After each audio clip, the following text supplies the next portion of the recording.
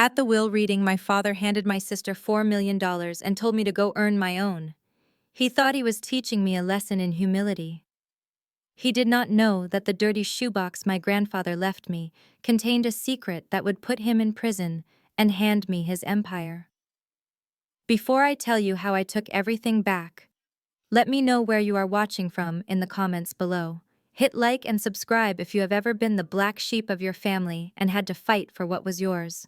My name is Zara, and at 32 years old, I had learned that blood is not thicker than money, especially not in the Brooks family. The conference room at Sterling and Associates smelled of old money lemon polish and my father's expensive cologne.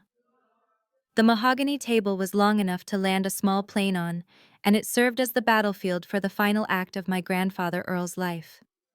On one side sat my father Otis. He was adjusting the cuffs of his bespoke Italian suit, looking at his Rolex every 30 seconds as if he had somewhere more important to be. Next to him was my younger sister Bianca. At 26, she was the family's golden child, a social media influencer who had never worked a day in her life. She was busy scrolling through Instagram, her long acrylic nails clicking against the screen like a ticking bomb. And then there was Hunter, her fiancé. He sat with the confident slouch of a white man who had never been told no in his life, his arm draped possessively over Bianca's chair. I sat alone on the opposite side. I had taken an Uber here while they arrived in the family Bentley with the chauffeur. I wore a simple black blazer and trousers, a stark contrast to Bianca's designer dress that cost more than my car. The silence in the room was heavy, suffocating. Mr. Sterling, my grandfather's attorney for 40 years, cleared his throat. He looked tired, his hands shaking slightly as he adjusted his glasses. He began reading the legalese, his voice a dry drone in the large room. My father sighed loudly, drumming his fingers on the table. "Skip to the assets, Sterling. We all know the old man was losing it at the end. Just tell us what we got." Mr. Sterling paused and looked at my father with a mix of pity and disdain. "Very well, Otis. To my son Otis and my granddaughter Bianca, I bequeath the entirety of my liquid assets. This includes the investment portfolio valued at $4 million, the estate in Martha's Vineyard, and the controlling shares of Brooks Enterprises." Bianca squealed. It was a high-pitched, childish sound that echoed off the wood paneling. She grabbed Hunter's hand and flashed her diamond engagement ring. "Oh my God, Hunter. We can finally buy that penthouse in Tribeca." Hunter grinned, leaning in to kiss her cheek. "You deserve it, babe. It is about time." I sat frozen. I waited for my name. I waited for the acknowledgement that I was also a Brooks. That I was the one who sat by Grandpa's bedside when the cancer took him while Otis was golfing and Bianca was partying in Tulum. But the silence stretched on. My father leaned forward, a cruel smirk playing on his lips. He looked me dead in the eye, savoring the moment. "You are waiting for your handout, aren't you, Zara? Well, keep waiting. You always acted like you were too smart for this family, too independent to listen to me. So go be independent. Go earn your own. You get nothing." I felt the heat rise in my cheeks, a mix of humiliation and rage, but I refused to blink. I kept my posture straight, my face a mask of indifference. I would not give him the satisfaction of seeing me cry. That was when Hunter chimed in. He chuckled, a low, condescending sound that made my skin crawl. "Come on, Otis, don't be so harsh. We can still help her out." He looked at me with those icy blue eyes, a fake smile plastered on his face. "Zara, we are going to need a lot of help planning the wedding. If you need cash, we can hire you as a coordinator.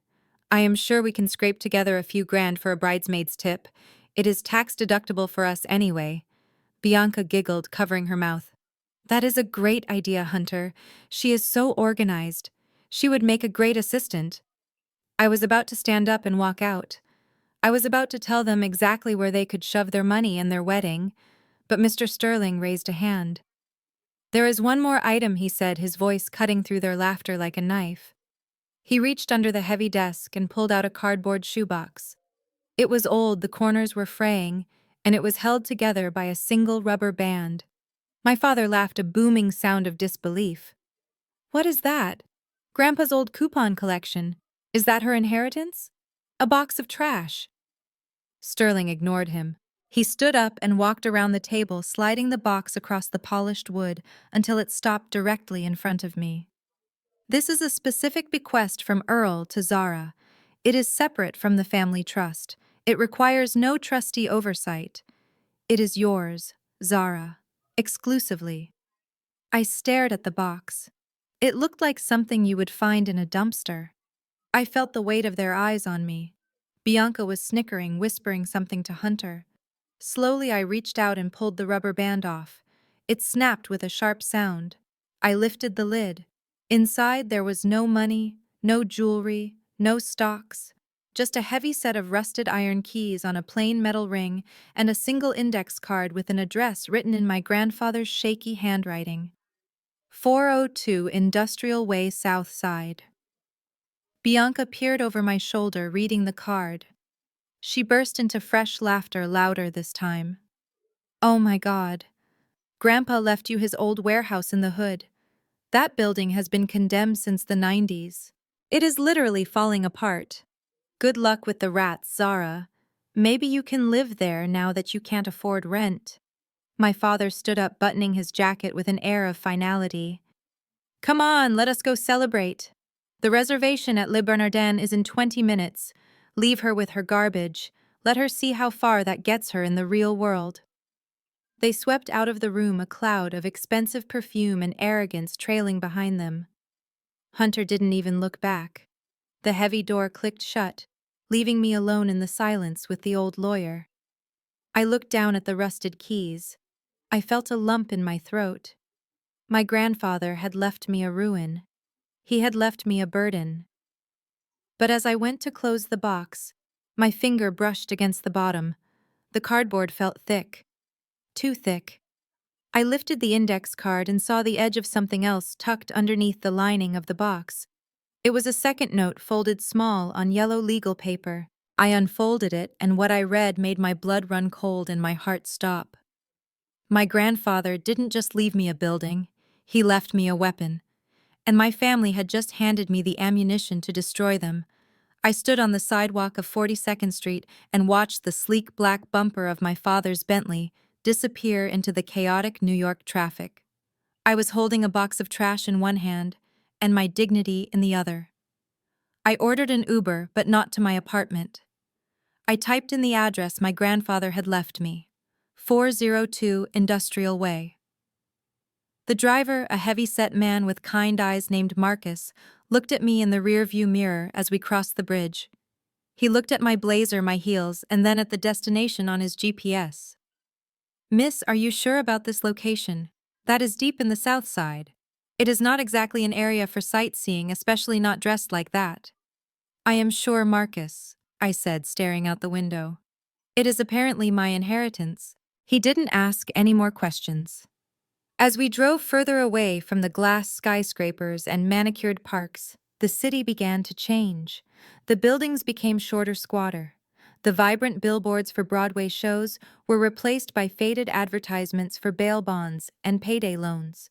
We passed rows of boarded-up houses and empty lots choked with weeds. This was the part of the city my father pretended did not exist. This was where the Brooks family fortune started, and where he was determined to leave it behind. When the car finally slowed to a stop, my heart sank into my stomach. The building was a monstrosity. It was a 2-story brick warehouse that looked like it had survived a war and lost. The windows were shattered, jagged teeth of glass hanging from rusted frames. Graffiti covered every inch of the lower walls, a chaotic mural of gang tags and spray-painted curses. A chain-link fence surrounded the perimeter, but it had been cut open in multiple places. It wasn't just old. It was a corpse of a building. "You want me to wait?" Marcus asked, his voice laced with concern. "No, thank you. I will be fine." I forced a smile I did not feel and stepped out onto the cracked pavement. The air smelled of gasoline and wet cardboard. Before I could even reach the gate, my phone buzzed in my pocket. The screen flashed Mom. For a split second, a foolish part of me hoped she was calling to check on me, to tell me she was sorry for how Dad treated me, that she had left the restaurant and was coming to get me. I slid the answer button.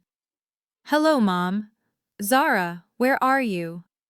Her voice wasn't worried. It was frantic, but for all the wrong reasons. "We are at the restaurant and people are asking where you are. The Jenkins family is here, and they asked why the eldest Brooks daughter isn't celebrating. Do you have any idea how embarrassing this is for your father?" I stopped walking. My hand gripped the phone so hard my knuckles turned white. Embarrassing for him. "Mom, he just disowned me in front of a lawyer. He gave Bianca $4 million and gave me a condemned building. Oh, stop being dramatic," she snapped. Her voice dropped to a harsh whisper. "He is just teaching you a lesson, Zara. You know how he is. He hates it when you act so superior. If you just came here, cried a little and apologized, he would probably give you a position at the foundation. Why do you always have to be so difficult? Why can you not just be a good daughter for once?" A lump formed in my throat, hot and painful. I realized then that I didn't lose my family today. I never had one. My mother didn't want a daughter. She wanted a prop. She wanted peace, even if the cost of that peace was my self-respect. I am done apologizing for existing, Mom. Enjoy the lobster. I hung up before she could say another word and blocked the number. The silence that followed was deafening. I was truly alone. I turned back to the building. This pile of bricks was all I had. I navigated through the weeds, careful not to twist my ankle on the uneven ground. The main entrance was a heavy steel door rusted shut. I pulled out the iron keyring from the shoebox. My hands were shaking. It took me 3 tries to find the right key. When I finally turned it, the lock groaned, a screeching sound of metal against metal that echoed down the empty street. I put my shoulder against the door and shoved. It gave way with a heavy thud. I stumbled inside, coughing as a cloud of dust assaulted my lungs. The smell hit me instantly: mold, damp wood, and something else. Something metallic. I pulled out my phone and turned on the flashlight. The beam cut through the darkness, revealing a cavernous, empty space. The floor was concrete stained with oil and water. Pigeons fluttered in the rafters high above, disturbed by the intrusion. It was empty. Completely empty. Just a hollow shell. "Is this it, Grandpa?" I whispered to the darkness. "Is this the lesson? That everything rots?" I walked deeper into the gloom, following the instructions on the second note. It said the office was in the back, behind the old loading dock. I found a wooden door that looked surprisingly intact compared to the rest of the place. I tried another key. It clicked smoothly. I pushed the door open and gasped. It was like stepping into a time capsule. The room was small, windowless, and perfectly preserved. There was no dust here. A heavy oak desk sat in the center, a leather chair behind it. The walls were lined with filing cabinets. The air here didn't smell like rot. It smelled like tobacco and old paper. It smelled like him. I walked around the desk and sat in his chair. It creaked, a familiar sound that brought tears to my eyes. On the desk, sitting alone on the blotter, was a book. It was a thick black ledger bound in leather that was worn soft at the edges. I ran my hand over the cover. This was it. The start of everything. I opened the first page. It wasn't just numbers. It was a diary of transactions, dates, names, amounts. But as I flipped through the pages, I saw red ink. Lots of it. And notes in the margins written in a code I recognized from my childhood games with him. But my moment of discovery was cut short. Something white on the floor near the door caught my eye. It had fallen from the mail slot. I walked over and picked it up. It was an envelope with the official seal of the City Department of Finance. It was already opened. I pulled out the letter and my knees nearly gave out. It was a notice of seizure. "Dear property owner, this is a final notification regarding the outstanding property taxes and environmental cleanup fees associated with 402 Industrial Way. Failure to remit payment within 30 days will result in immediate foreclosure and auction. I looked at the bottom of the page. The total amount due was $512,000. The paper shook in my hands. A cold realization washed over me, colder than the drafty warehouse. My father knew. He knew about the debt. He knew about the taxes. He didn't just cut me out of the will. He didn't just give me nothing. He gave me an anchor meant to drown me. He waited until the last possible moment to transfer the title to me so the debt would become my legal responsibility. I sank to the floor, the ledger in one hand and the lawsuit in the other. I had no job, no money. And now I was $500,000 in debt. I let out a scream of frustration that echoed through the empty warehouse. But as the echo faded, I looked down at the ledger again. I looked at the specific dates my grandfather had circled in red. They weren't from 40 years ago. The last entry was from 3 weeks before he died. And the name next to the withdrawal was not his. It was Otis. My tears dried up instantly. I wasn't just going to pay this debt, I was going to make them pay. Every single cent. 3 days later, I walked into the ballroom of the Pierre Hotel wearing the only evening gown I hadn't sold yet. It was a vintage red silk dress that my grandfather had bought for my mother years ago. A dress she had thrown away because she said the color was too aggressive. Tonight, aggression was exactly what I needed. The room was suffocating with the scent of white lilies and expensive champagne. Crystal chandeliers the size of small cars hung from the ceiling, casting a golden glow over New York's elite. This was Bianca and Hunter's engagement party, a celebration that likely cost more than the $500,000 debt currently hanging over my head. I wasn't here for the cake. I was here for answers. I needed to find Mr. Sterling.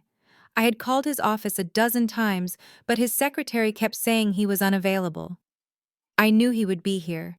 He never missed a Brooks family event, mostly out of obligation to my grandfather. As I navigated through the crowd, I felt the eyes of my relatives burning into my back. They whispered behind their champagne flutes, probably placing bets on how long it would take for me to beg my father for forgiveness. I kept my head high, grabbing a glass of sparkling water from a passing waiter just to have something to do with my hands. I scanned the room looking for the silver hair of the old attorney, but instead, I found a wall of broad shoulders blocking my path. It was Hunter.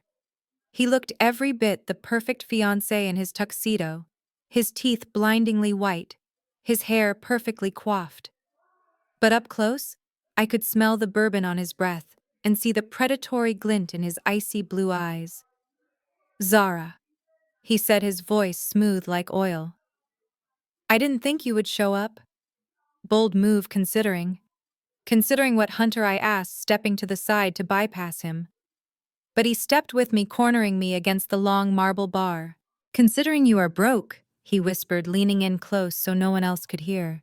"I heard about the tax lien on the warehouse. 500 grand. That is a heavy load for a girl who just lost her job. Word gets around fast in this family, Zara. Otis is laughing about it. He says you will be in bankruptcy court by Christmas." I gripped my glass tighter. Of course they knew. It was part of the plan. "Excuse me?" I said coldly. "I have somewhere to be." "Wait," Hunter said, placing a hand on my arm. His grip was firm, too firm.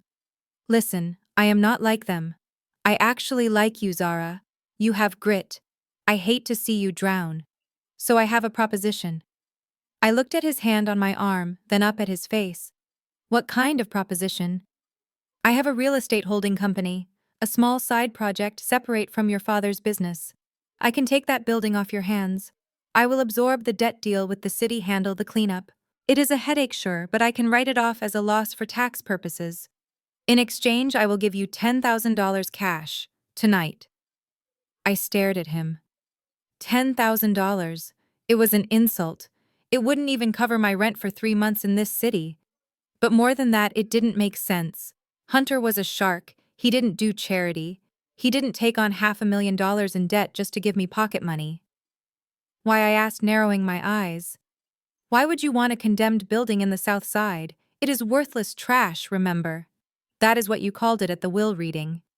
He shrugged, taking a sip of his drink. I am a sentimental guy.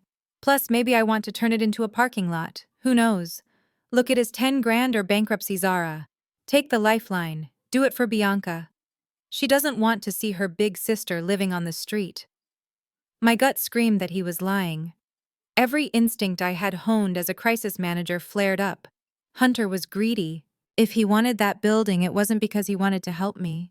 It was because he saw something my father didn't. Or maybe something they both saw. I will think about it, I lied, pulling my arm free from his grasp. Don't think too long, he called after me, his voice losing its fake warmth. The offer expires when the dessert is served. I walked away as fast as I could without running. My heart was pounding.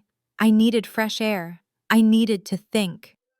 I slipped through a side door that led to the terrace balcony. It was empty save for a group of men smoking cigars in the corner, hidden by a large potted palm. I leaned against the stone railing, looking out at the city lights, trying to calm my breathing. That was when I heard a familiar, booming laugh. It was my father. I froze. I shouldn't be eavesdropping. I should leave. But then I heard him say the word warehouse. I pressed myself into the shadows of the alcove, holding my breath. Otis, you are a genius, a rough voice said. I recognized it as one of his golf buddies, a city councilman. But are you sure she will sell? My father took a long drag of his cigar, the smoke drifting into the night air.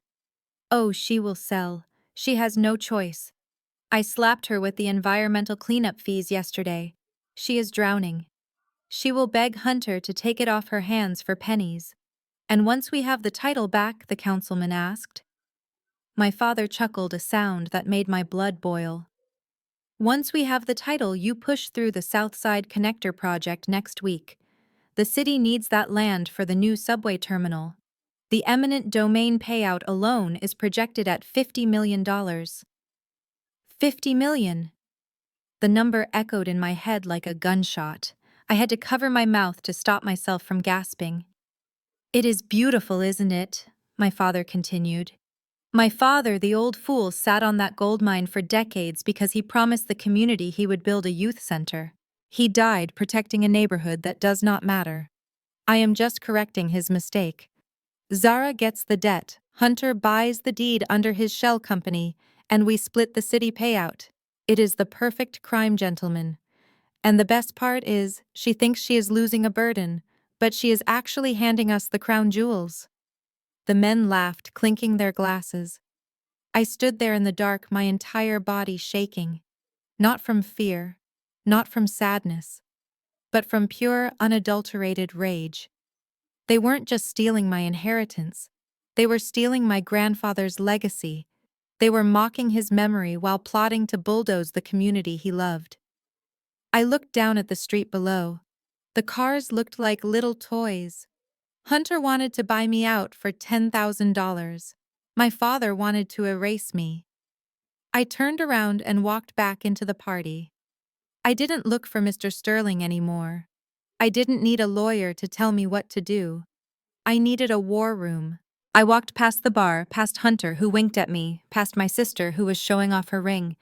I walked straight out the front door and into the night. They wanted a fight. They wanted to play dirty. Well, they forgot one thing. I was the one holding the ledger, and I was about to rewrite the ending of their little story. I did not go back to my apartment that night. I went straight back to the warehouse. I did not care about the rats or the cold or the smell of mold dampening my vintage silk dress. I dragged the heavy oak desk to the center of the room, directly under a single flickering bulb, and set up my command center. I had my laptop, a mobile hotspot, and a thermos of black coffee I had picked up from a 24-hour diner on the way. My father and Hunter thought they had won because they had the money and the connections, but they forgot what I did for a living. I was a crisis manager. My entire career was built on digging through digital trash to find the one piece of information that could save or destroy a reputation. And tonight, I wasn't saving anyone. For the next 6 hours, the only sound in the cavernous warehouse was the furious clicking of my keyboard. I didn't just look at the public listings. I dove into the deep web of municipal bureaucracy. I pulled up the urban development meeting minutes from the last 18 months. I cross-referenced zoning permits with environmental impact studies. It was tedious work, the kind of boring data analysis that my sister Bianca would have fallen asleep doing in 5 minutes. But to me, it was a treasure map. And then at 4 in the morning, I found it. It was buried in a subcommittee report on transportation infrastructure, the South Side Connector project. My father hadn't lied about the subway terminal, but he had underestimated the scale. The city wasn't just building a station. They were planning a multimodal transit hub that would connect the airport to the financial district. And looking at the blueprints, my heart began to race. The proposed entrance to the main terminal was literally the front door of my warehouse. I pulled up the valuation reports. The city had set aside a budget for eminent domain acquisitions. For critical properties that blocked the main access points, they were authorized to offer up to 3 times the market value to avoid litigation delays. I did the math on a napkin. Based on the square footage and the strategic necessity of the location, the payout wasn't $50 million. It was closer to 75. I leaned back in the creaking leather chair and laughed. It was a dry, humorless sound. My father was willing to let me drown in a $500,000 debt while he plotted to steal $75 million.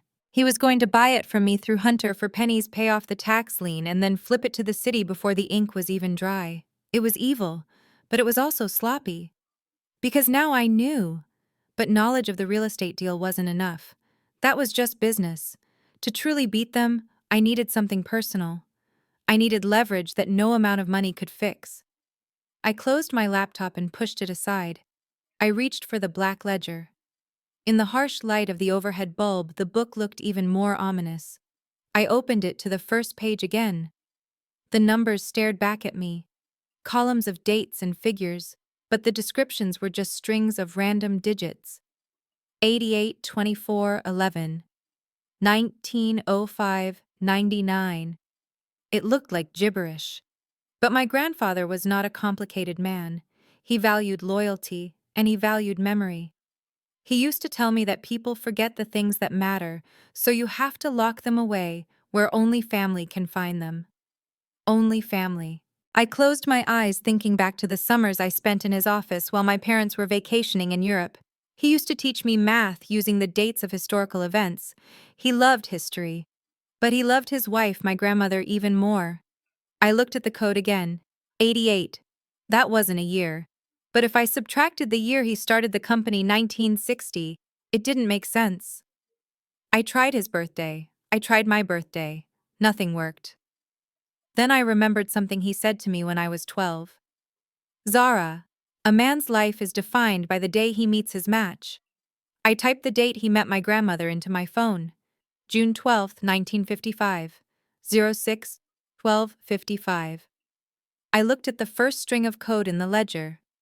I applied a simple shift cipher using those numbers as the key. I shifted the first digit back by 0, the second by 6, the third by 1, and so on. The first number 8 became 2, the second became 0. Slowly, painfully, letter by letter, number by number, the gibberish began to transform into readable text. It worked. The code was the day he fell in love.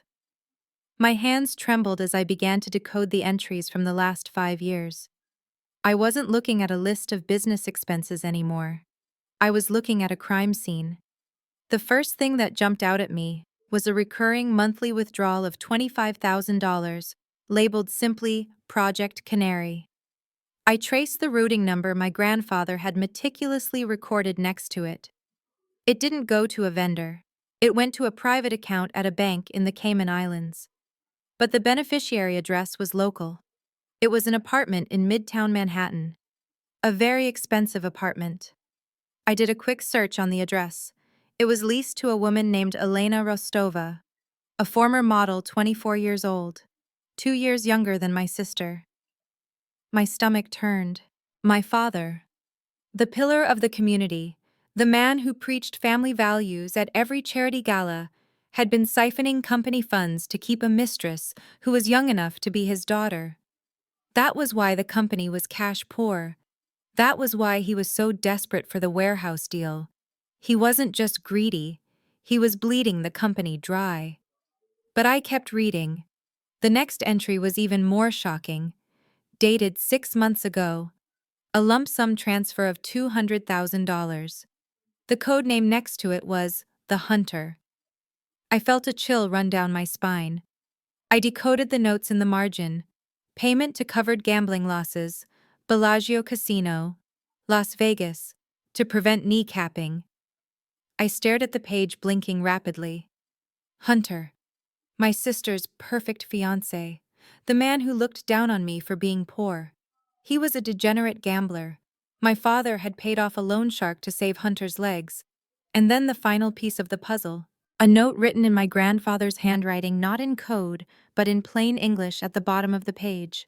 It was dated 2 days before he died. Otis came to me today. He asked for more money. He said Hunter is in deep again. 1 million this time. I told him no. I told him I'm cutting them off. I am changing the will. Zara gets the ledger. She is the only one with the hands clean enough to hold it. I slammed the book shut. The dust flew up into the light. Everything made sense now. The rush to get the will read, the hostility, the desperation to get the building back. Otis wasn't just trying to get rich. He was trying to cover up a 20-year history of embezzlement and save his future son-in-law from the mob. They were all drowning in their own lies. The sun was starting to rise outside, casting long beams of dusty light through the broken windows. I stood up and walked to the center of the room. My fatigue was gone. In its place was a cold, hard resolve. They thought they sent me here to die, to fade away in the ruin of the South Side. Instead, they had sent me to the armory. I had the map to the treasure, and I had the weapon to kill the dragon. I picked up my phone. It was time to make a call. Not to my father, not to Bianca, but to the one person in this city who hated Otis Brooks as much as I did right now. I dialed the number for the Internal Revenue Service's whistleblower hotline. But then I stopped. No. That was too easy. Prison was too good for them. I wanted them to suffer first. I wanted them to feel the hope of winning and then watch it turn to ash in their mouths. I put the phone down and picked up the ledger. I would play their game. I would let them think they had won. I would let Hunter think he had scammed me. I would let Otis think he was safe. And then when they were standing at the altar popping champagne and counting their millions, I would burn their entire world to the ground. 2 days after I decoded the ledger, I received a text message from my mother. It was the first time she had initiated a conversation with me in 3 years without asking for a favor. The message was short and deceptively sweet. Come for dinner tonight. Dad wants to bury the hatchet. We miss you. I stared at the screen and almost laughed. They did not miss me. They missed the deed to the warehouse. But I replied with a simple okay because I wanted to look them in the eye. I wanted to see if they could maintain their lies while I sat there knowing exactly how much their souls were worth. I arrived at the family estate in Scarsdale at 7 sharp. The house was a sprawling colonial mansion painted a pristine white sitting on 3 acres of manicured lawn. Growing up, this place had always felt more like a museum than a home. We were not allowed to sit on certain sofas. We were not allowed to wear shoes on the carpet. Everything had to be perfect to hide the rot underneath. The maid let me in. She was new, a young girl who looked terrified. She took my coat and avoided eye contact. I walked into the dining room where the table was already set with the good china, the set my mother usually reserved for the mayor or the bishop. Otis sat at the head of the table naturally. Bianca and Hunter were on one side, and my mother Elaine sat opposite them. The seat to my father's left remained empty. It was the seat of dishonor, the spot where he could scrutinize your every bite. Zara, so glad you could make it, Otis said, not bothering to stand up. He gestured to the empty chair with a forkful of steak. Sit down. You look thin. Isn't she looking thin, Elaine? My mother offered a tight, nervous smile. She looks tired, Otis. Probably all that stress with the job situation. But you are home now, Zara. That is what matters. I sat down and unfolded the linen napkin. The air in the room was so thick with tension you could cut it with a knife. For the first 20 minutes, we played a grotesque game of Happy Family. Otis talked about his golf game. Hunter bragged about a new car he was eyeing, a Porsche, funded no doubt by the money my father was stealing from the company. Bianca complained about the wedding planner not understanding her vision for a dove release ceremony. I ate quietly watching them. I watched how Hunter's hand shook slightly when he reached for his wine glass, a sign of the stress from his gambling debts. I watched how my father checked his phone under the table every 2 minutes, likely waiting for a message from his mistress Elena. They were all drowning, and they thought I was the life raft. Finally, as the main course was cleared, my mother signaled the start of the ambush. She reached across the table and placed her hand on mine. Her skin was cold.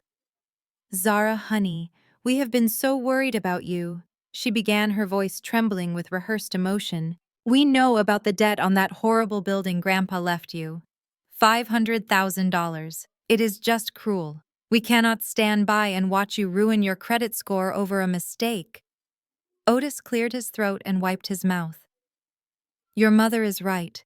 I was harsh at the will reading. I admit that. I was grieving.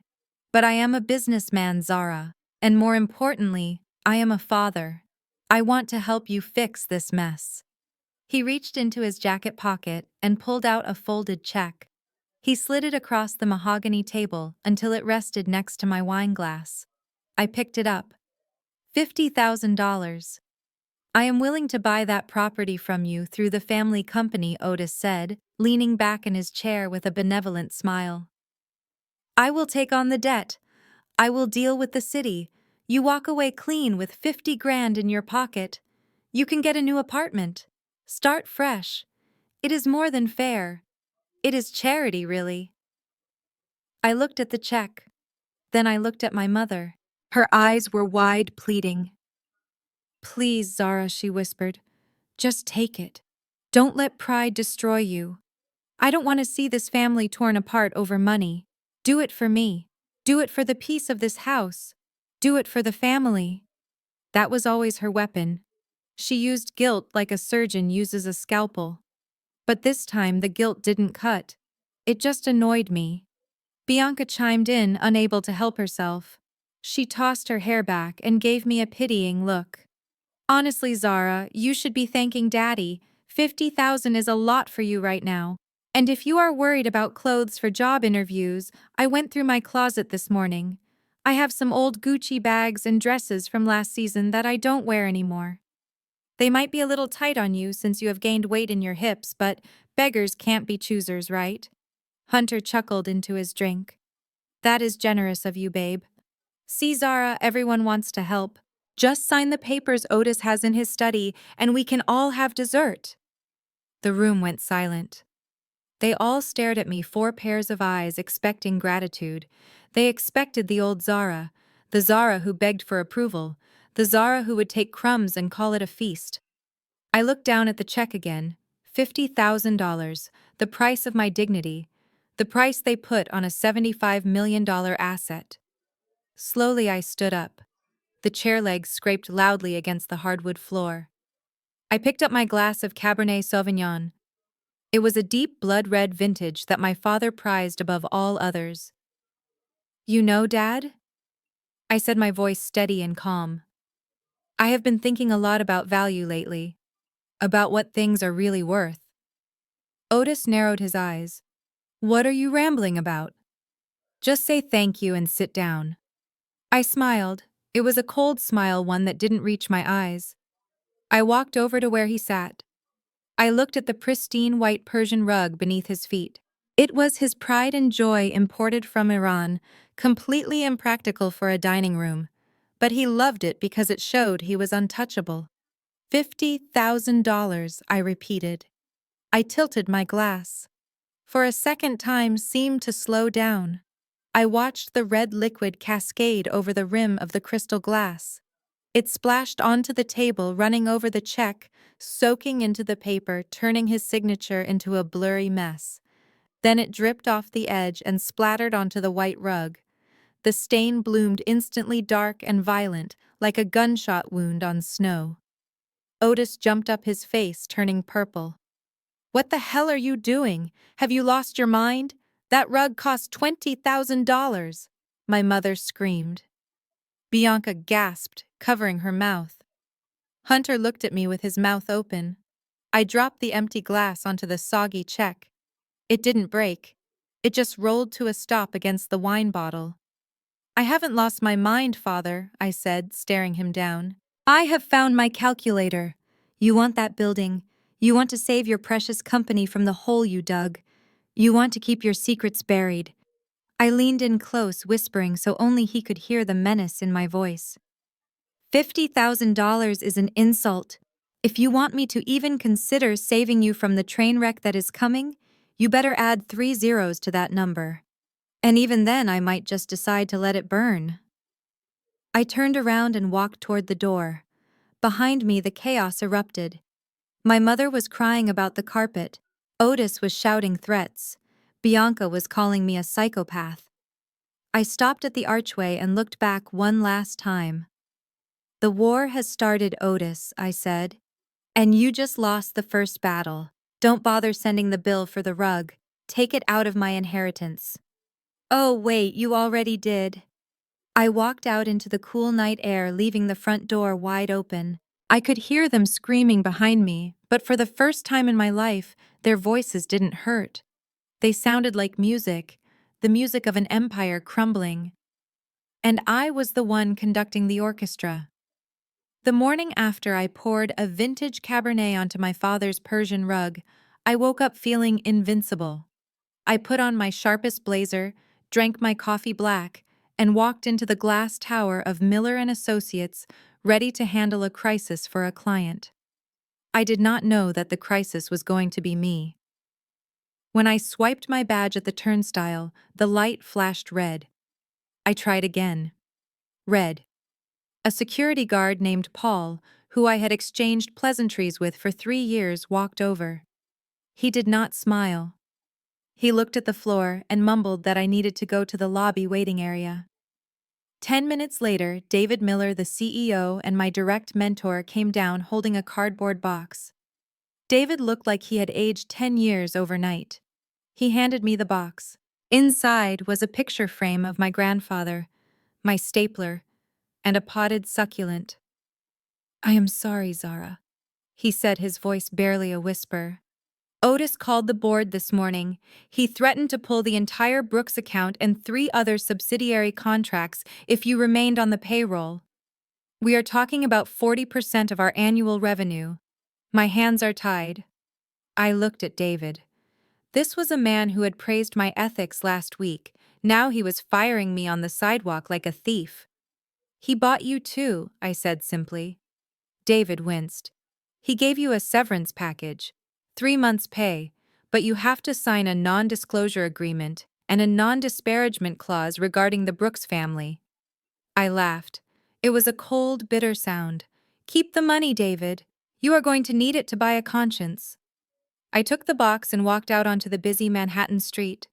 I was unemployed. But Otis was not done. He was conducting a scorched earth campaign. When I got to my apartment building, a man in a cheap suit was waiting for me. He asked if I was Zara Brooks.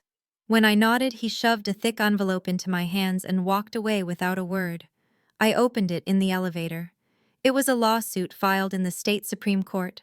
Otis Brooks versus the estate of Earl Brooks. I read the summary and felt bile rise in my throat. My father wasn't just suing to get the building back. He was suing to invalidate the entire codicil of the will.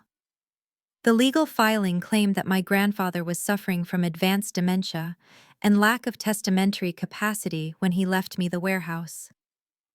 It claimed that I, Zara Brooks, had used undue influence to manipulate a senile old man into giving me family assets. They were dragging my grandfather's name through the mud. They were calling the sharpest man I ever knew crazy just to steal what he gave me. I stormed into my apartment and threw the box on the sofa. I needed to call a lawyer. Not Sterling, he was too close to them. I needed a shark. I reached for my laptop to transfer some funds from my savings account to pay a retainer. Access denied. I tried my checking account. Access denied. I called the bank, my hands shaking with rage. The customer service representative told me that all my accounts had been frozen due to a pending litigation regarding the source of my funds. Otis had claimed that the money in my accounts might be proceeds from the assets I allegedly stole from the estate. He had cut off my income. He had frozen my savings. He had slandered my name. In less than 24 hours, my father had stripped me of everything except the clothes on my back and a crumbling warehouse in the South Side. I sat on the floor of my living room as the sun went down. I didn't turn on the lights. I couldn't afford the electricity bill. I was hungry, but my credit cards were useless. This was how he broke people. This was how he maintained control. He didn't just defeat you, he starved you until you crawled back to him. At 9 o'clock, there was a knock at the door. I assumed it was the landlord coming to tell me my rent check had bounced, but when I looked through the peephole, I saw Hunter. He was wearing a hoodie and jeans, trying to look casual, trying to look like he wasn't the enemy. I opened the door but left the safety chain on. "What do you want, Hunter?" I asked. He looked around the hallway nervously. "Can I come in, Zara?" "I brought food. I know they froze your accounts." "That is messed up. I want to help." My stomach growled at the smell of Thai food in the bag he was holding. I undid the chain and let him in. If he was here, it was because Otis sent him, or because he wanted something. Hunter set the food on the table. He looked around my apartment, his eyes lingering on the packed boxes from my office. "Otis is out for blood," he said, opening a container of pad thai. "He is not going to stop Zara. He has lawyers who cost more per hour than you make in a month. He will drag this lawsuit out for years. You will be homeless before you even get a court date." I know, I said, taking a bite of the food. I hated that I was eating his charity, but I needed the energy. "So what is the message? Does he want me to surrender?" Hunter shook his head. He pulled a chair close to mine, too close. The smell of his expensive cologne mixed with the smell of old sweat. "Otis doesn't know I am here. This is just me and you. Look, I know you have the ledger. Otis thinks you just have the building, but I saw the look on your face at the party. You found the book, didn't you?" I didn't answer. I just chewed slowly, watching him. Hunter leaned in, dropping his voice to a conspiratorial whisper. "I know what is in there. I know about the gambling debts. If that gets out, Bianca leaves me. The prenup says if I embarrass the family, I get nothing. So we are in the same boat, Zara. We both need money, and we both need Otis to calm down. So here is my offer," he continued, and his hand slid across the table to cover mine. His palm was clammy. "Give me the ledger and sign the deed over to my shell company. I will destroy the book so Otis never sees it. In exchange, I won't just give you 10 grand. I will take care of you, Zara." I pulled my hand back. "What do you mean, take care of me?" Hunter smiled, and it was the most repulsive thing I had ever seen. He looked me up and down, his eyes undressing me. "Bianca is boring. She is a trophy, but she is cold. You have fire. I have always liked that about you. I can set you up in an apartment in the city. I will pay the rent. I will give you a monthly allowance. You won't have to work. You can be comfortable. And all you have to do is be nice to me. Keep my secrets. Let me visit you a few times a week." I felt the vomit rising in my throat. He wasn't just asking for the building. He was asking me to be his mistress. He wanted to own the sisters. One for the public image and one for his dark desires. He wanted to turn me into the very thing my father was using to drain the company. My first instinct was to slap him, to scream, to throw the hot noodles in his face. But then I remembered the ledger. I remembered what being a crisis manager meant. It meant using your enemy's arrogance against them. I forced my facial muscles to relax. I forced a look of hesitation, of vulnerability. I reached into my pocket and silently tapped the screen of my phone 3 times. The voice memo app started recording. I looked up at him, making my eyes wide. "So let me get this straight, Hunter," I said, keeping my voice steady. "You want me to give you the evidence of your gambling addiction? And in return, you will pay for my apartment and give me an allowance as long as I sleep with you behind my sister's back. Is that the deal? Hunter grinned, thinking he had won.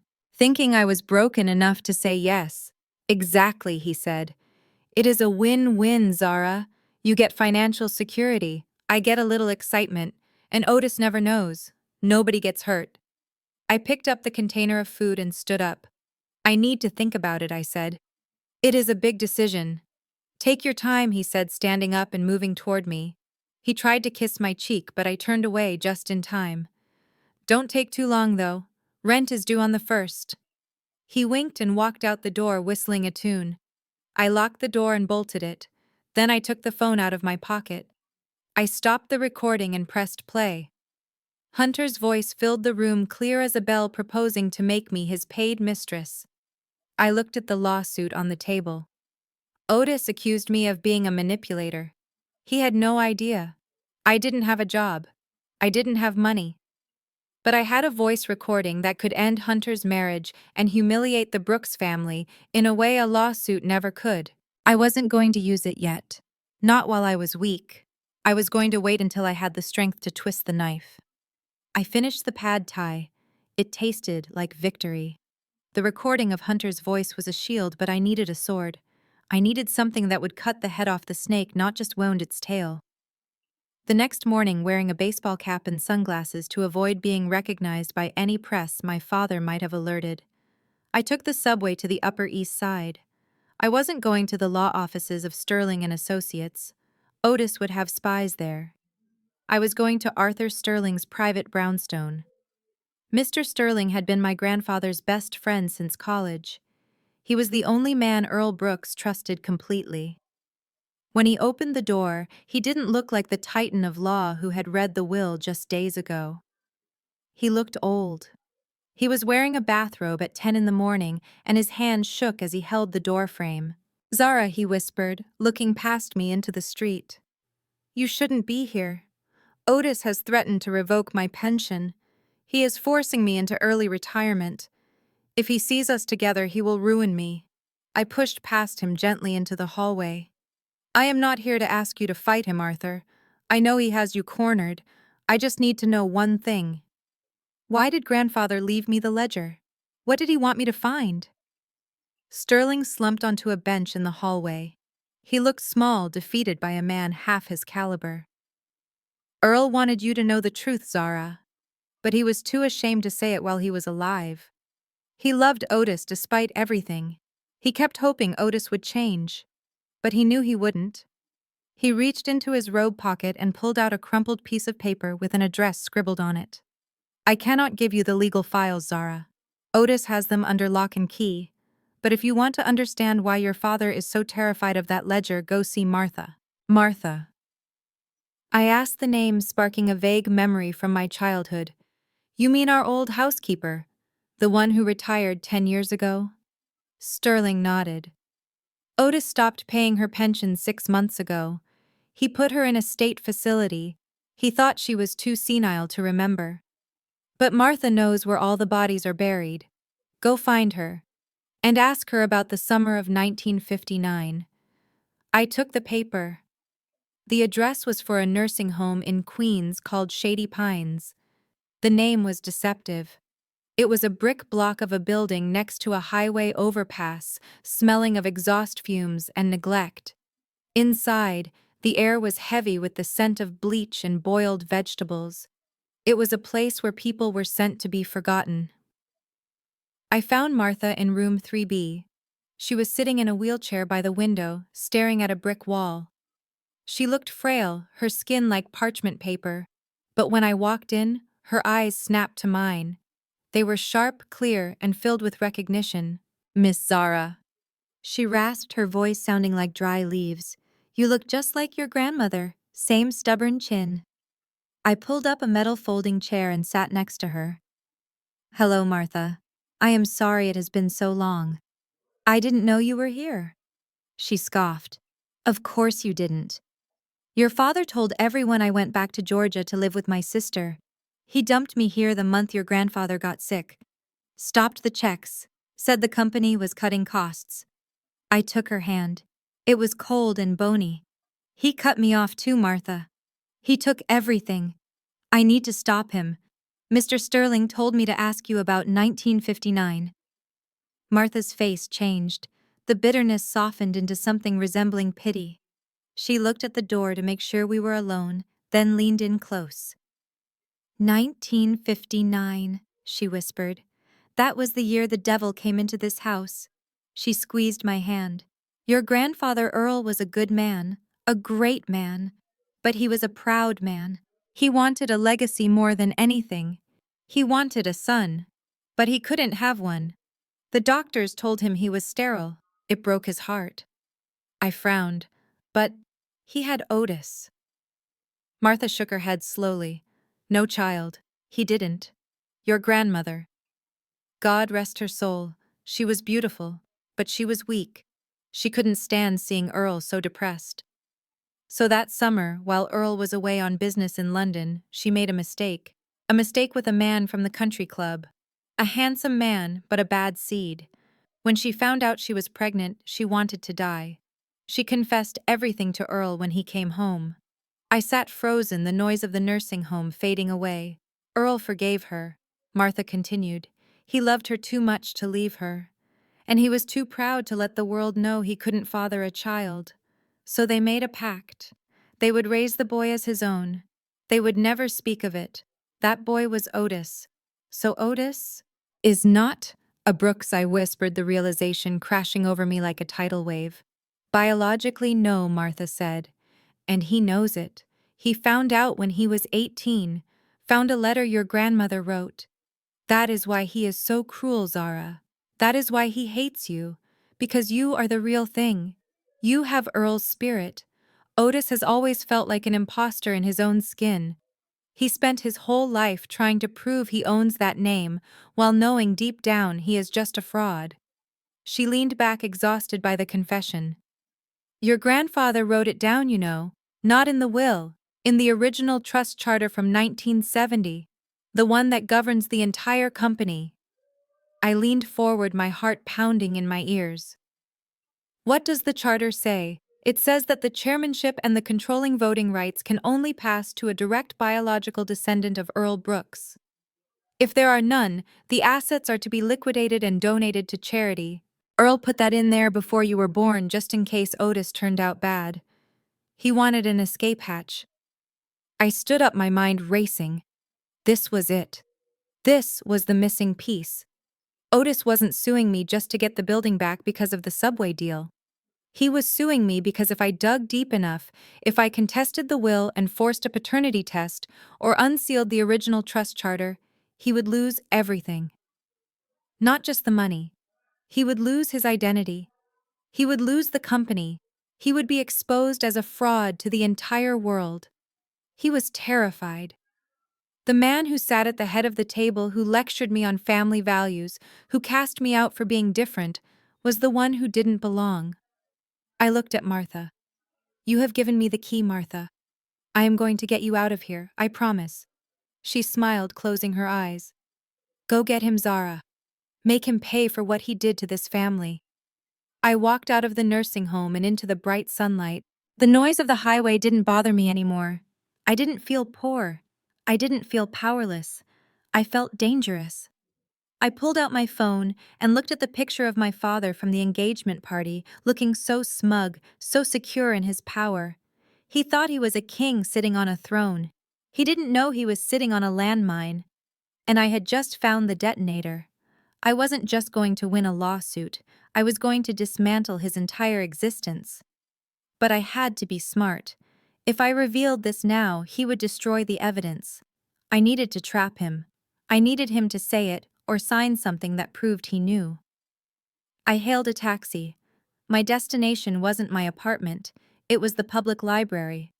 I needed to look up the laws on corporate charters and biological clauses. I had a lot of reading to do. The war had just changed from a battle for money to a battle for blood. And my blood was the only thing that was real. I made a tactical error. I assumed that beneath the layers of designer clothing and social media filters, my sister Bianca was still the little girl I used to protect from thunderstorms. I thought that if I showed her the truth, if I proved to her that the man she was about to marry was a predator who viewed her as a walking ATM, she would wake up. I thought I could save her. I did not realize that some people love their chains as long as they are made of gold. I arranged to meet Bianca at the bridal salon in Soho. She was doing her final fitting for the wedding dress, a $50,000 custom Vera Wang gown that my father had paid for with money embezzled from the company. When I walked in, she was standing on a pedestal surrounded by mirrors looking like a princess. She saw me in the reflection and rolled her eyes, but she waved the seamstresses away. "Make it quick, Zara," she said, admiring her silhouette. "I have a tasting menu in 20 minutes. If you are here to ask for money again, the answer is no. Hunter told me you tried to shake him down at your apartment." I stopped cold. Hunter had gotten ahead of the story. He had planted the seed, but I had the water to make the truth grow. "I am not here for money, Bianca," I said, pulling out my phone. "I am here because I love you, and because you need to hear who you are actually marrying." I pressed play. The recording was loud and clear in the quiet salon. Hunter's voice filled the room slimy and arrogant. "Bianca is boring. She is a trophy. You have fire. I can set you up in an apartment. All you have to do is keep my secrets." I watched her face. I waited for the shock. I waited for the tears. I waited for her to rip the veil off her head. But instead, she just laughed. It was a cold, hollow sound. She stepped down from the pedestal, the heavy silk train dragging behind her like a tail. She walked right up to me and snatched the phone from my hand. "You are pathetic, Zara."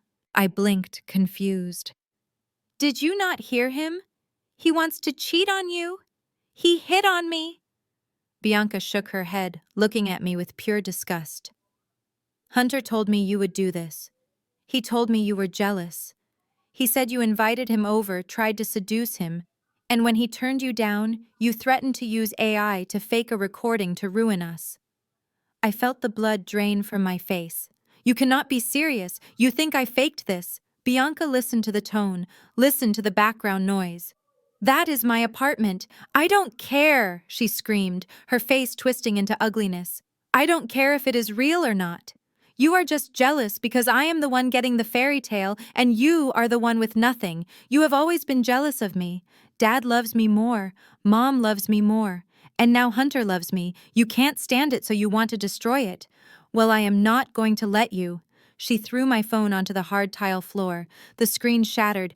"Get out," she hissed. "You are not my sister. You are a cancer. And I am cutting you out." I bent down and picked up my broken phone. I looked at her one last time. She wasn't a victim. She was a volunteer. She knew deep down who Hunter was, but she preferred the lie because the lie came with a penthouse and a status update. I left the salon without saying another word. But the nightmare was just beginning. 2 hours later, I was back in my dark apartment trying to salvage the data from my phone when my laptop pinged with a notification. It was a live stream alert. "Bianca Brooks is live, the truth about my sister." I clicked on it. My stomach dropped. Bianca was sitting on her sofa, tears streaming down her perfectly made-up face. Hunter was sitting next to her, looking solemn and protective, holding her hand. The viewer count was climbing rapidly. 500,000, 800,000, 1 million. "Guys," she sobbed into the camera. "I did not want to do this, but I have to protect my family. My sister Zara has been harassing us. She is having a mental breakdown. She lost her job, she is in debt, and she demanded we give her money. When we said no, she created fake recordings to try and blackmail us. She tried to ruin my wedding because she is miserable." Hunter leaned into the frame, speaking in a low, serious voice. "We are praying for her. We just want her to get help. But we cannot let her abuse us anymore. Please, if you see her, do not engage. She is dangerous." The comments section was a waterfall of hate. "What a psycho. Jealous sister syndrome. Lock her up. She deserves to be on the street." They were turning the world against me. My own sister was using her influence to paint me as a villain to millions of strangers. My phone started ringing nonstop. Unknown numbers, death threats, people telling me to kill myself. I closed the laptop, my hands trembling. I felt like I couldn't breathe. I walked to the window to get some air to look at the city and remind myself that reality still existed outside of the internet. That was when the glass exploded. A brick crashed through my living room window, spraying shards of glass everywhere. One shard sliced my cheek. I fell to the floor, covering my head as the wind howled into the room. I looked at the brick landing on my rug. Wrapped around it was a note. "Leave Bianca alone or die, you leech." I sat there in the dark, surrounded by broken glass, blood trickling down my face. I could hear sirens in the distance. I had tried to play the hero. I had tried to use the truth to save my family. But the truth does not matter to people who live in a fantasy. To them, the truth is just an attack. I touched the cut on my cheek. I looked at the brick. And then I looked at the black ledger sitting on my desk, untouched by the chaos. I stopped crying. I stopped shaking. A cold clarity washed over me. I had been fighting with emotions. I had been fighting with sentiment. I had been trying to appeal to their hearts, but they didn't have hearts. They had bank accounts. Bianca didn't care about fidelity. She cared about the lifestyle Hunter provided. Otis didn't care about loyalty. He cared about the company's stock price. If I wanted to hurt them, I couldn't use shame. Shame was a social currency, and they controlled the narrative. I had to use the only currency they respected. I had to bankrupt them. I stood up and kicked the brick aside. I didn't call the police. I didn't call Bianca to beg for mercy. I walked over to the ledger. I opened it to the page about the trust charter. The page that proved Otis was a fraud. I was done being the sister. I was done being the daughter. I was going to be the executioner. They wanted a villain. Fine. I would be the villain, but I would be the kind of villain who owned the bank that held their mortgage. I picked up my shattered phone and extracted the SIM card. I put it into an old burner phone I kept for emergencies. I dialed a number I had memorized from my research. It was the private line of Marcus Thorne, the most aggressive corporate raider on Wall Street, a man my father hated more than anyone. "Hello," I said when he answered. "Who is this?" a gruff voice asked. "This is Zara Brooks," I said, staring at the broken window. "And I have 51% of a company I think you might be interested in buying. But first, I need a loan, a big one." The war for souls was over. The war for dollars had just begun. I made a tactical error. I assumed that beneath the layers of designer clothing and social media filters, my sister Bianca was still the little girl I used to protect from thunderstorms. I thought that if I showed her the truth, if I proved to her that the man she was about to marry was a predator who viewed her as a walking ATM, she would wake up. I thought I could save her. I did not realize that some people love their chains as long as they are made of gold. I arranged to meet Bianca at the bridal salon in Soho. She was doing her final fitting for the wedding dress, a $50,000 custom Vera Wang gown that my father had paid for with money embezzled from the company. When I walked in, she was standing on a pedestal surrounded by mirrors, looking like a princess. She saw me in the reflection and rolled her eyes, but she waved the seamstresses away. "Make it quick, Zara," she said, admiring her silhouette. "I have a tasting menu in 20 minutes. If you are here to ask for money again, the answer is no. Hunter told me you tried to shake him down at your apartment." I stopped cold. Hunter had gotten ahead of the story. He had planted the seed. But I had the water to make the truth grow. "I am not here for money, Bianca," I said, pulling out my phone. "I am here because I love you, and because you need to hear who you are actually marrying." I pressed play. The recording was loud and clear in the quiet salon. Hunter's voice filled the room, slimy and arrogant. "Bianca is boring. She is a trophy. You have fire. I can set you up in an apartment. All you have to do is keep my secrets." I watched her face. I waited for the shock. I waited for the tears. I waited for her to rip the veil off her head. But instead, she just laughed. It was a cold, hollow sound. She stepped down from the pedestal, the heavy silk train dragging behind her like a tail. She walked right up to me and snatched the phone from my hand. "You are pathetic, Zara." I blinked, confused. "Did you not hear him? He wants to cheat on you. He hit on me." Bianca shook her head, looking at me with pure disgust. "Hunter told me you would do this. He told me you were jealous. He said you invited him over, tried to seduce him, and when he turned you down, you threatened to use AI to fake a recording to ruin us." I felt the blood drain from my face. "You cannot be serious. You think I faked this?" Bianca, listen to the tone. Listen to the background noise. That is my apartment. "I don't care!" She screamed, her face twisting into ugliness. "I don't care if it is real or not. You are just jealous because I am the one getting the fairy tale, and you are the one with nothing. You have always been jealous of me. Dad loves me more, Mom loves me more, and now Hunter loves me. You can't stand it, so you want to destroy it. Well, I am not going to let you." She threw my phone onto the hard tile floor. The screen shattered. "Get out," she hissed. "You are not my sister. You are a cancer, and I am cutting you out." I bent down and picked up my broken phone. I looked at her one last time. She wasn't a victim. She was a volunteer. She knew deep down who Hunter was, but she preferred the lie because the lie came with a penthouse and a status update. I left the salon without saying another word. But the nightmare was just beginning. 2 hours later, I was back in my dark apartment trying to salvage the data from my phone when my laptop pinged with a notification. It was a live stream alert. "Bianca Brooks is live, the truth about my sister." I clicked on it. My stomach dropped.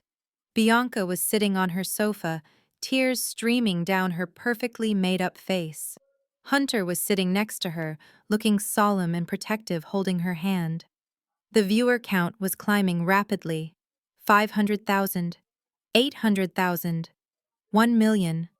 "Guys," she sobbed into the camera. "I did not want to do this, but I have to protect my family. My sister Zara has been harassing us. She is having a mental breakdown. She lost her job, she is in debt, and she demanded we give her money. When we said no, she created fake recordings to try and blackmail us. She tried to ruin my wedding because she is miserable." Hunter leaned into the frame, speaking in a low, serious voice. "We are praying for her. We just want her to get help, but we cannot let her abuse us anymore. Please, if you see her, do not engage. She is dangerous." The comment section was a waterfall of hate. "What a psycho. Jealous sister syndrome. Lock her up. She deserves to be on the street." They were turning the world against me. My own sister was using her influence to paint me as a villain to millions of strangers. My phone started ringing non-stop.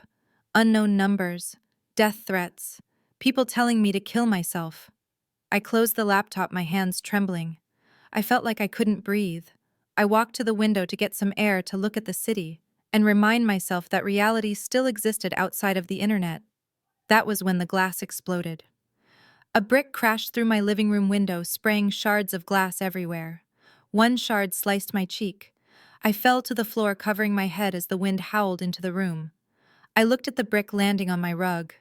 Wrapped around it was a note. "Leave Bianca alone or die, you leech." I sat there in the dark, surrounded by broken glass, blood trickling down my face. I could hear sirens in the distance. I had tried to play the hero. I had tried to use the truth to save my family. But the truth does not matter to people who live in a fantasy. To them, the truth is just an attack. I touched the cut on my cheek. I looked at the brick. And then I looked at the black ledger sitting on my desk, untouched by the chaos. I stopped crying. I stopped shaking. A cold clarity washed over me. I had been fighting with emotions. I had been fighting with sentiment. I had been trying to appeal to their hearts. But they didn't have hearts. They had bank accounts. Bianca didn't care about fidelity. She cared about the lifestyle Hunter provided. Otis didn't care about loyalty. He cared about the company's stock price. If I wanted to hurt them, I couldn't use shame. Shame was a social currency, and they controlled the narrative. I had to use the only currency they respected. I had to bankrupt them. I stood up and kicked the brick aside. I didn't call the police. I didn't call Bianca to beg for mercy. I walked over to the ledger. I opened it to the page about the trust charter. The page that proved Otis was a fraud. I was done being the sister. I was done being the daughter. I was going to be the executioner. They wanted a villain. Fine, I would be the villain. But I would be the kind of villain who owned the bank that held their mortgage. I picked up my shattered phone and extracted the SIM card. I put it into an old burner phone I kept for emergencies. I dialed a number I had memorized from my research. It was the private line of Marcus Thorne, the most aggressive corporate raider on Wall Street, a man my father hated more than anyone. "Hello," I said when he answered. "Who is this?" a gruff voice asked. "This is Zara Brooks," I said, staring at the broken window. "And I have 51% of a company I think you might be interested in buying. But first I need a loan, a big one." The war for souls was over. The war for dollars had just begun.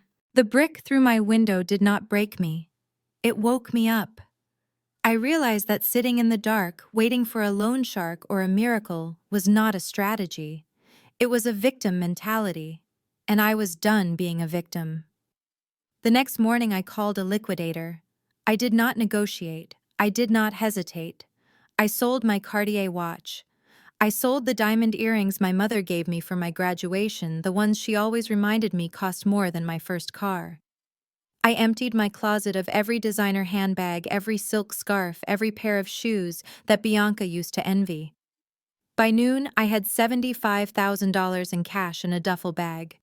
It was a fraction of what those items were worth, but I did not care. Those items were shackles. They were reminders of a life where I had to smile and be grateful for scraps.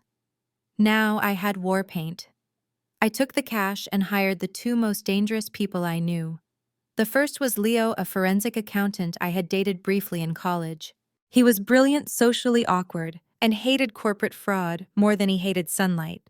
The second was Ray, a private investigator who used to be a detective until he got fired for roughing up a corrupt senator's son. I brought them to the warehouse. We set up on folding tables next to my grandfather's old desk. I placed the black ledger in front of Leo. Then I placed the public tax filings of Brooks Enterprises in front of him. "Find the gap," I said. "Tell me where the money is really going." For 3 days, we lived on takeout coffee and energy bars. Ray was out on the street tracking Otis's movements, while Leo and I dissected the anatomy of my father's lies. It was worse than I thought. The ledger was not just a record of gambling debts. It was a map of systematic looting. Leo looked up from his laptop on the third night, his eyes bloodshot. "Zara, you need to see this. Your father is not just skimming off the top, he is gutting the fish." I walked over and looked at the screen. Leo had created a graph overlaying the company's reported revenue against its actual cash flow based on the ledger's vendor codes. "See these payments to Apex Logistics," Leo pointed out. "They are billed as supply chain consulting fees. $3 million a quarter. But look at the routing numbers. They loop through a shell company in Delaware and land right back in a private offshore trust controlled by Otis. He is stealing $12 million a year," I whispered. "It gets worse," Leo said, clicking to another tab. "The company's liquidity is non-existent. He has leveraged every asset. The buildings, the fleet, even the intellectual property. He has taken out loans against everything to cover these withdrawals. Brooks Enterprises is technically bankrupt. It is a zombie company. If the creditors call in the loans today, the stock goes to zero." I sank into the leather chair. My father was walking around acting like a tycoon, but he was standing on a trapdoor. Then Ray kicked the door open and walked in. He tossed a manila envelope onto the desk. It slid across the wood and hit the ledger. "You guys are looking at the past," Ray grunted, pouring himself a coffee. "You need to look at the future." I tailed Otis to a private airfield in Teterboro yesterday. He met with the CEO of Sterling Corp. Sterling Corp was our biggest competitor. They were aggressive, ruthless, and had been trying to buy us out for a decade. "Why would he meet them there?" I asked. "Because he is selling," Ray said. He is arranging a fire sale. I got audio from a directional mic. The quality is bad, but you can hear the numbers. He is offering to sell the entire company, including the client list and the brand, for $200 million. That is half of what it is worth on paper. He is cashing out, I realized. He knows the ship is sinking because he drilled the holes. He wants to grab the cash and run before the audit happens. Ray nodded. And he is not running alone. I tracked the flight manifests. He has 2 one-way tickets booked for next Friday, one for Otis Brooks and one for Elena Rostova. Destination is the Maldives, non-extradition treaty. The room went silent. The picture was complete. Otis wasn't fighting for the warehouse because he cared about the legacy. He needed the warehouse deal to go through immediately because he needed the $50 million payout from the city to bridge the gap in the company's books, just long enough to close the sale with Sterling Corp. If he didn't get that cash injection from the warehouse, the auditors from Sterling Corp would see the holes in the balance sheet and the deal would collapse. He needs the building to cover his crimes, I said, my voice cold. Without it, he cannot sell, he cannot run, he goes to jail. Leo closed his laptop. So what do we do? Do we release the ledger? Do we block the sale? I looked at the crumbling walls of the warehouse. I looked at the notice of the tax lien still sitting on the desk. For days I had been thinking about how to keep this building, how to save my grandfather's legacy. But I realized now that the building wasn't the legacy. The truth was the legacy. And to get the truth out, I had to let Otis think he had won. If I fight him for the building, he will drag it out in court, I said, standing up. He will delay. And while we are fighting, he might find another way to cook the books or flee the country. I cannot let him leave. I need him here. I need him confident. I walked over to the window and looked out at the city skyline. I am not going to fight him, I said, turning back to them. I am going to give him exactly what he wants. Leo looked confused. You are going to sell him the warehouse? After everything? No, I said. I am going to give it to him. I am going to surrender. I will sign the deed over to him tomorrow. I will act defeated. I will act broken. I will let him think he has crushed me. But why? Ray asked. Because the moment he signs that deed, he assumes the liability for the toxic waste under this foundation. I explained, a smile forming on my lips.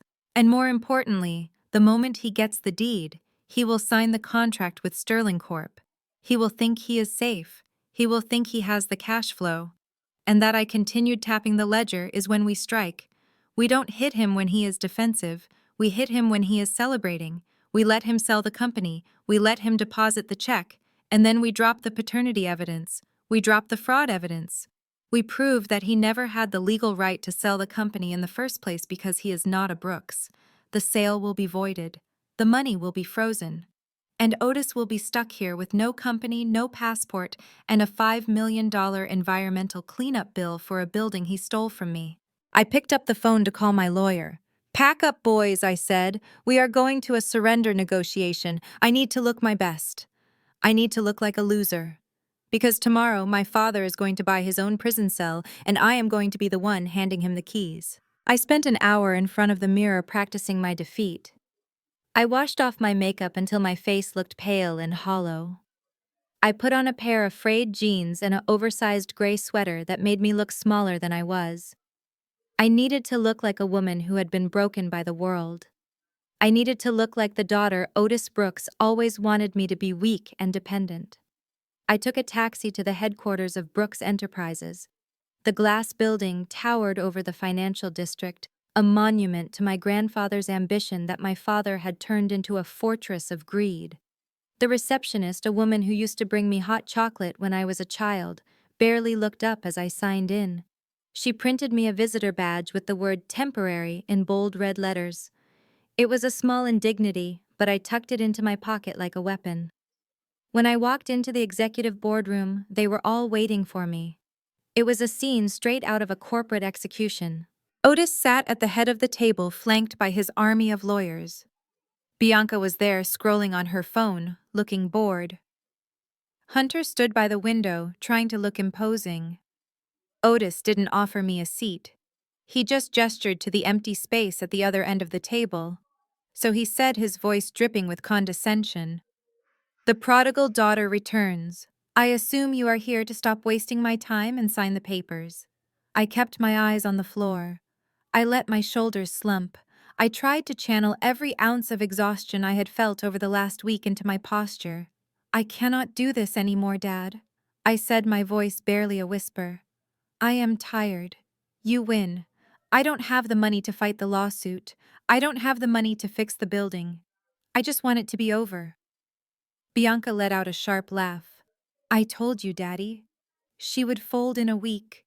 She doesn't have the stomach for the real world." Otis silenced her with a wave of his hand.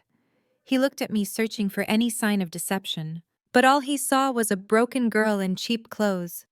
"Smart choice, Zara," he said, pushing a thick stack of documents across the polished mahogany table. "Sign the deed transfer. Once it is filed, I will drop the lawsuit. You can go back to your little life and pretend none of this ever happened." I reached for the papers, but then I pulled my hand back.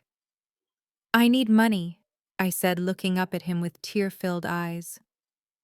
"I have debts, Dad. The lawyers, the rent. I cannot just walk away with nothing." Hunter scoffed. "You are in no position to bargain, Zara." I ignored him. "I need $100,000, I said to my father. "Cash. Today. If you give me that, I sign everything. I disappear. You get the building, you get the subway deal, you get whatever millions you are planning to make. I just want enough to start over." Otis looked at his lawyer. The lawyer nodded slightly. It was a drop in the bucket compared to the $200 million sale he was trying to secure with Sterling Corp. "Fine," Otis grunted. 100,000. Consider it a severance package from the family. But you signed the non-disclosure agreement too. I don't want you crying to the press about how mean we were." I nodded slowly. "Just give me the pen." The room was silent as I picked up the heavy Mont Blanc pen. It felt cold and heavy in my hand. I flipped to the signature page of the deed transfer. My heart was hammering against my ribs so hard I was afraid they could hear it. This was the point of no return. I looked at the clauses. Transfer of title. Assumption of liability. That second clause was the key. In his haste to get the deal done, Otis hadn't ordered a new environmental inspection. He was relying on the report from 20 years ago. He didn't know about the underground storage tanks from the industrial dye factory that used to operate next door in the 40s. He didn't know that those tanks had leaked into the soil beneath my warehouse. He didn't know that I had hired a private geological surveyor 3 days ago who confirmed the soil was toxic. By signing this deed, I wasn't just giving him a building. I was giving him a hazardous waste site. The city wouldn't buy it for the subway terminal until it was cleaned up. And the cleanup cost was estimated at $5 million, plus the fines, plus the delays. I signed my name, Zara Brooks. The ink was black and permanent. I pushed the papers back to him.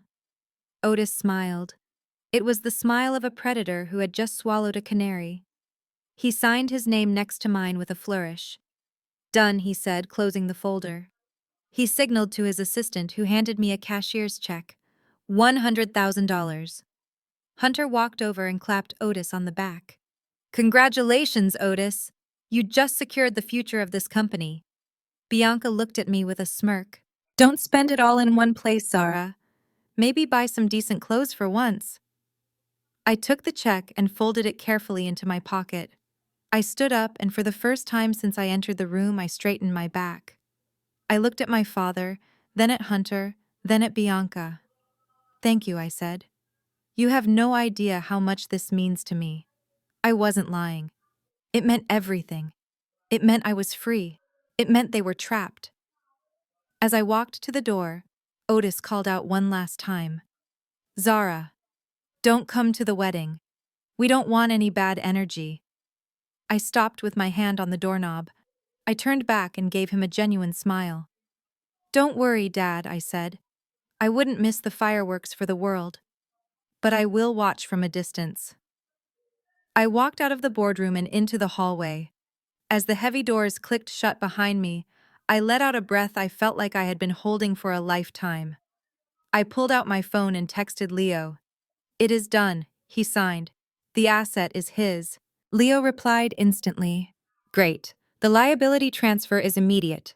I just updated the city registry. The Department of Environmental Protection has been notified of the new owner. They are sending the violation notice to his office tomorrow morning." I walked to the elevator, pressing the down button. I had $100,000 in my pocket and a ticking time bomb in my father's portfolio. He thought he had bought a gold mine. He had just bought a graveyard. But I wasn't done yet.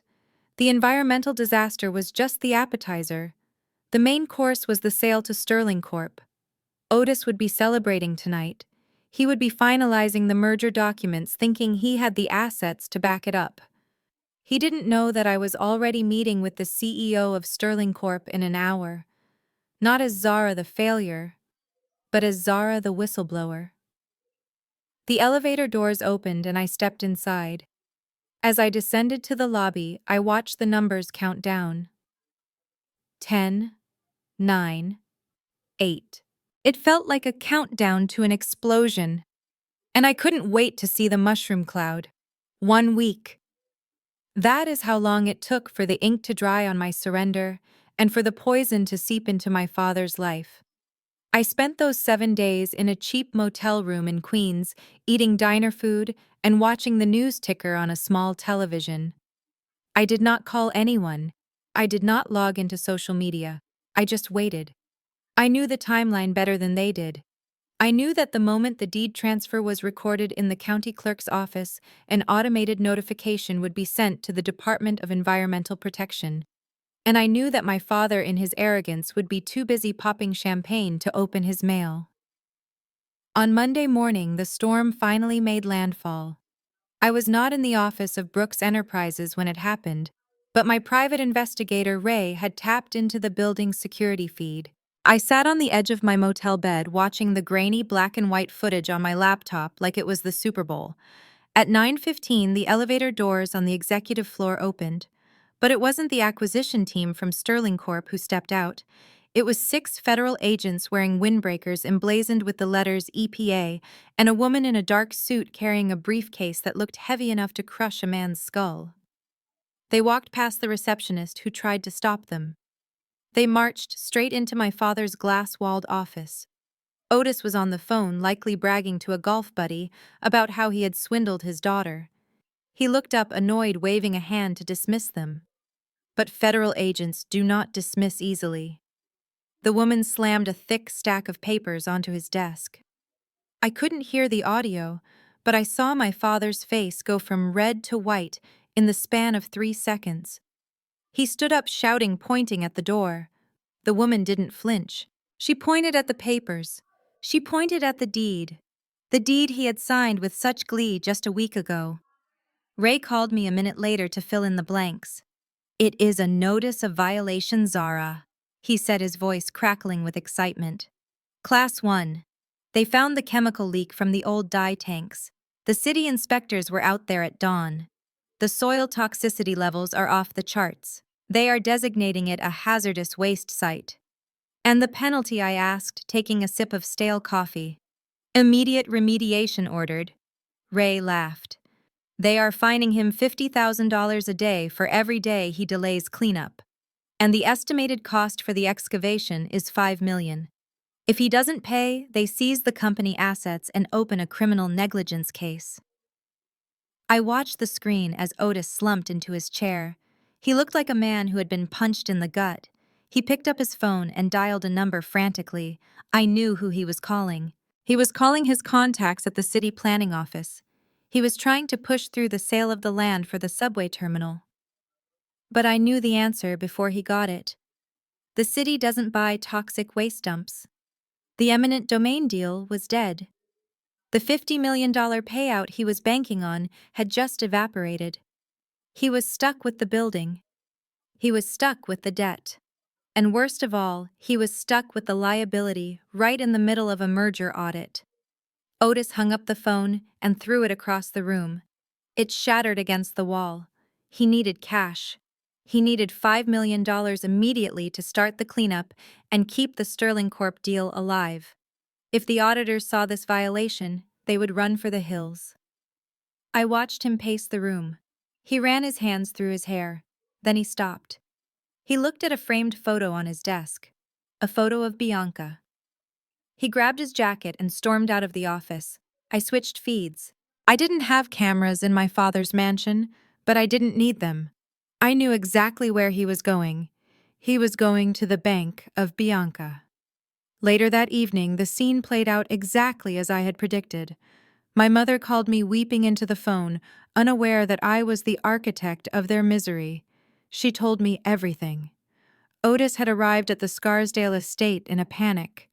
He found Bianca and Hunter by the pool drinking mimosas and planning their honeymoon. Bianca had just transferred the $4 million of her inheritance into a joint account with Hunter, preparing to pay for the wedding venue and the penthouse deposit. Otis didn't waste time with pleasantries. He demanded the money back.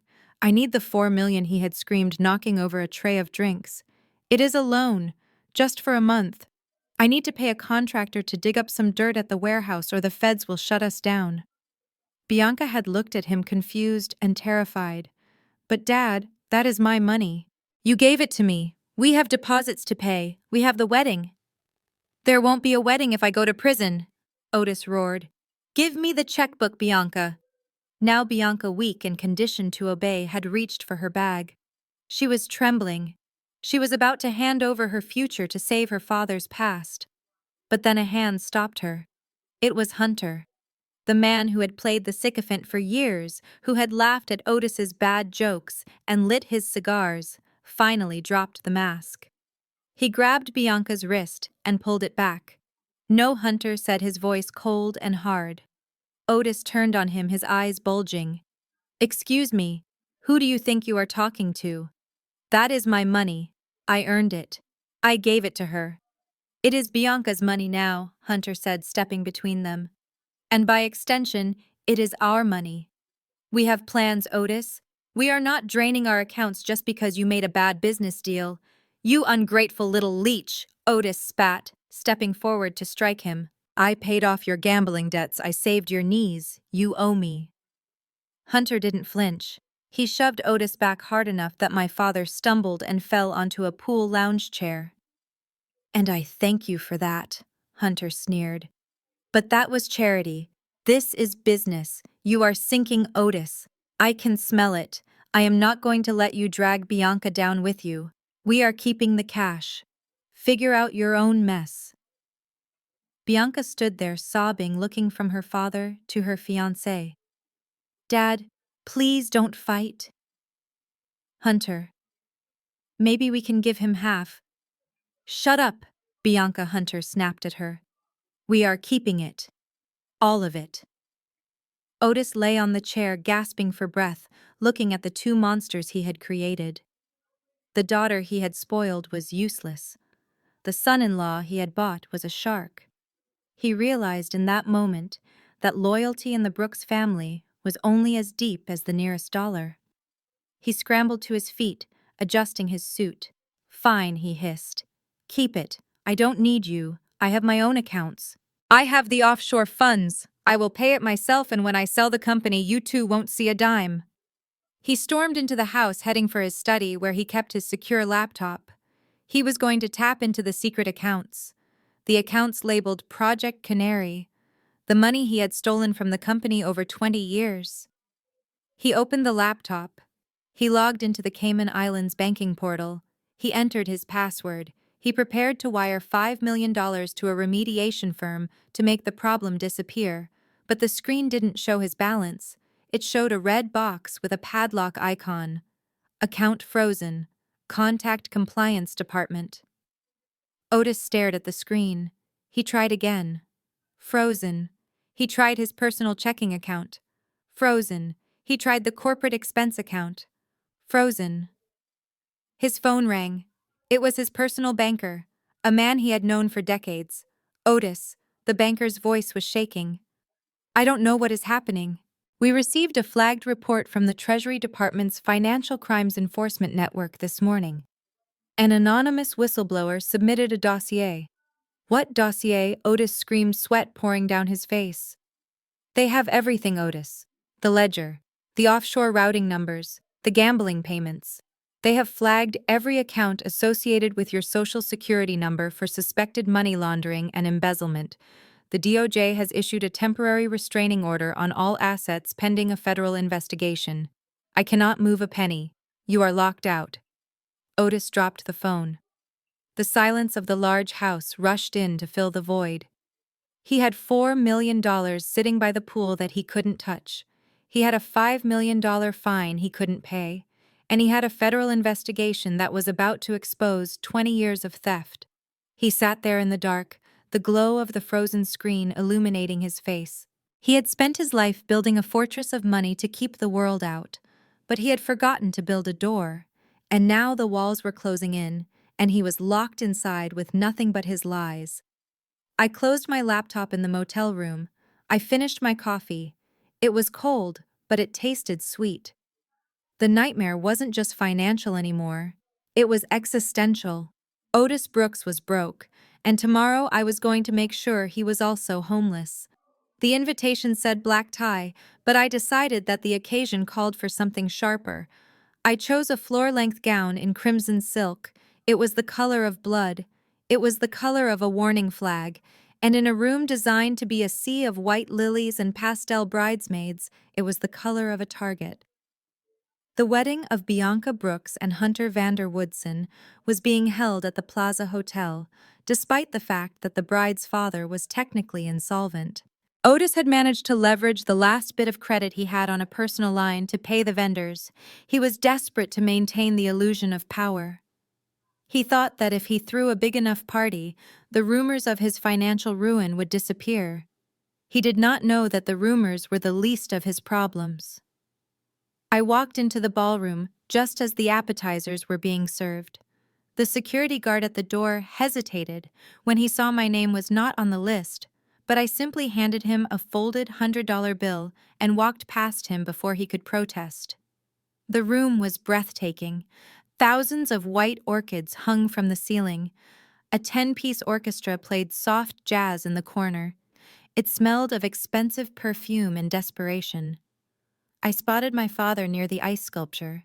He looked terrible. His skin was gray and he was sweating despite the air conditioning. He was laughing too loudly at a joke made by a senator, his eyes darting around the room as if he expected the FBI to burst in at any moment. When he saw me, his smile vanished.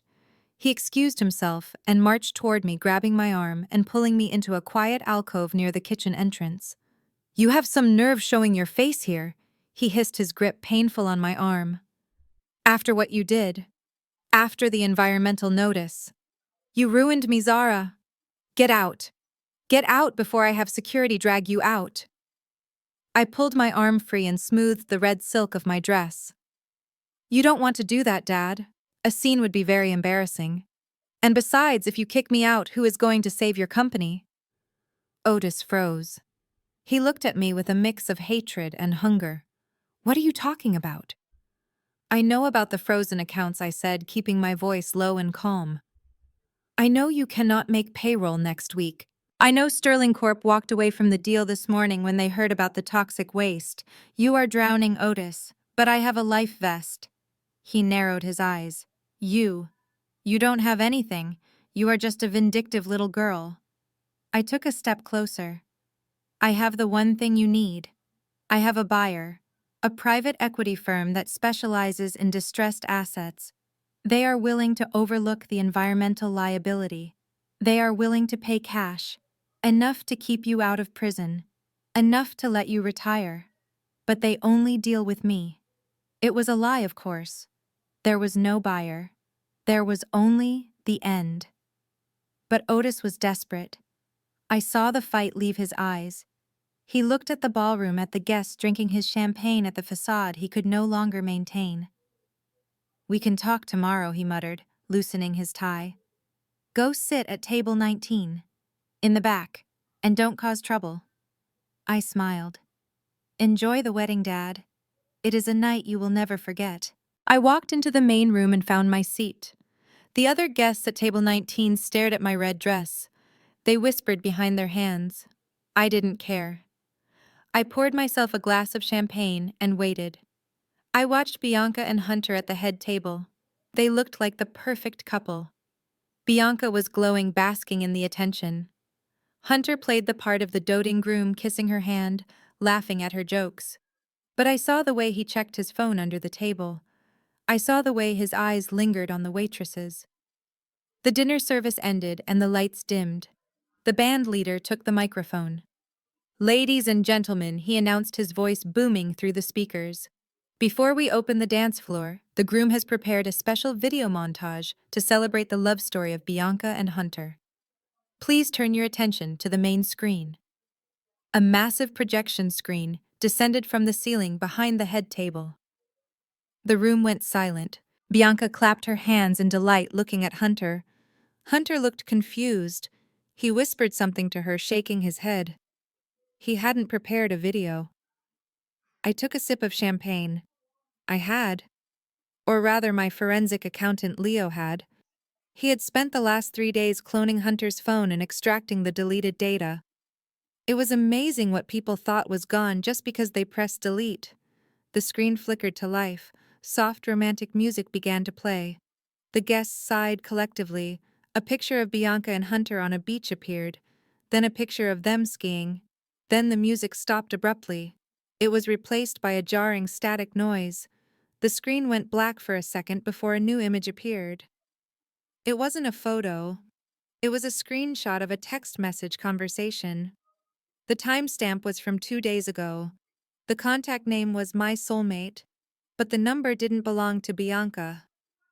Message from Hunter. "I cannot wait for this to be over, baby. The wedding is a joke. Her old man is broke, but the girl has a trust fund he cannot touch. Once I get access to the joint account, I am transferring the cash to us." A gasp rippled through the room. Bianca stood up, her face pale. She looked at the screen, then at Hunter. "What is that? Is that your phone?" Hunter stood up, knocking over his chair. "Turn it off!" he screamed at the projection booth. "There is a technical glitch." "Turn it off." But the screen didn't turn off. It changed to the next image. A photo sent from Hunter's phone. It was a selfie of him in bed with a woman with dark hair who was definitely not Bianca. The caption read, "Thinking of you while I am stuck with the princess. 1 more week and I am free." The silence in the room was absolute. It was the kind of silence that happens before a bomb goes off. Every eye was glued to the screen. Even Otis was standing, his mouth open, staring at the evidence of his son-in-law's betrayal. Then came the final blow. A bank transfer receipt from Bianca Brooks Trust to Sarah Miller alimony and child support arrears. Amount $4 million. The text below it read, "Thanks for the payment, Hunter. Glad you finally found a cash cow dumb enough to marry you. See you next week." The room erupted. It was chaos. Bianca let out a scream that sounded like an animal in a trap. She turned to Hunter and began to hit him. She clawed at his face, her perfect manicure tearing into his skin. "You stole it! You stole my money! You gave it to her!" Hunter tried to push her away. "Bianca, listen, it is fake. It is AI. Someone hacked it." But nobody believed him. The evidence was too specific, too brutal. Otis charged toward the head table, his face purple with rage. He grabbed a champagne bottle from a passing waiter and swung it at Hunter. Security guards rushed in, tackling my father before he could commit murder in front of 300 witnesses. I sat at my table in the back, untouched by the mayhem. I watched as Bianca collapsed to the floor in her $50,000 dress, sobbing into her hands. I watched as Hunter was dragged out by security, shouting threats. I watched as my father was restrained, screaming about his money. A woman at my table, a distant cousin I hadn't seen in years, looked at me with wide, terrified eyes. "Did you know?" she whispered. I took one last sip of champagne and set the glass down. I stood up, the red silk of my dress catching the light. I looked at the wreckage of the perfect family. The lies were exposed. The money was gone. The reputation was destroyed. I didn't answer her. I didn't have to. I walked toward the exit, my heels clicking on the marble floor. Otis saw me leaving. He stopped struggling against the guards. He looked at me, and in that moment he knew. He saw the lack of surprise on my face. He saw the red dress. He realized that I wasn't the savior. I was the architect. "Zara," he screamed, his voice cracking. "Zara, help us!" I stopped at the doors. I turned back one last time. "I told you, Dad," I said, my voice cutting through the noise. "I wouldn't miss the fireworks." I pushed the doors open and walked out into the cool night air of Central Park. The sound of sirens was getting closer, but for the first time in my life, I wasn't running away from the disaster. I was walking away from the job well done. I pulled out my phone and texted Leo. "Part 1 is complete. The wedding is over. Now let's take the company." The wedding reception had transformed into a crime scene of broken dreams and shattered glass. Hunter had fled through the kitchen exit the moment the security guards let him go, leaving Bianca wailing on the floor in a puddle of white toll and misery. My mother was on her knees beside her, trying to shield her daughter from the hundreds of cell phone cameras that were recording every second of the humiliating breakdown. But the real action wasn't on the floor. It was in the corners of the room where the money stood. This wasn't just a social event. It was a gathering of the stakeholders of Brooks Enterprises. The board of directors, the major investors, and the banking partners were all sipping warm champagne and watching the collapse of the family dynasty.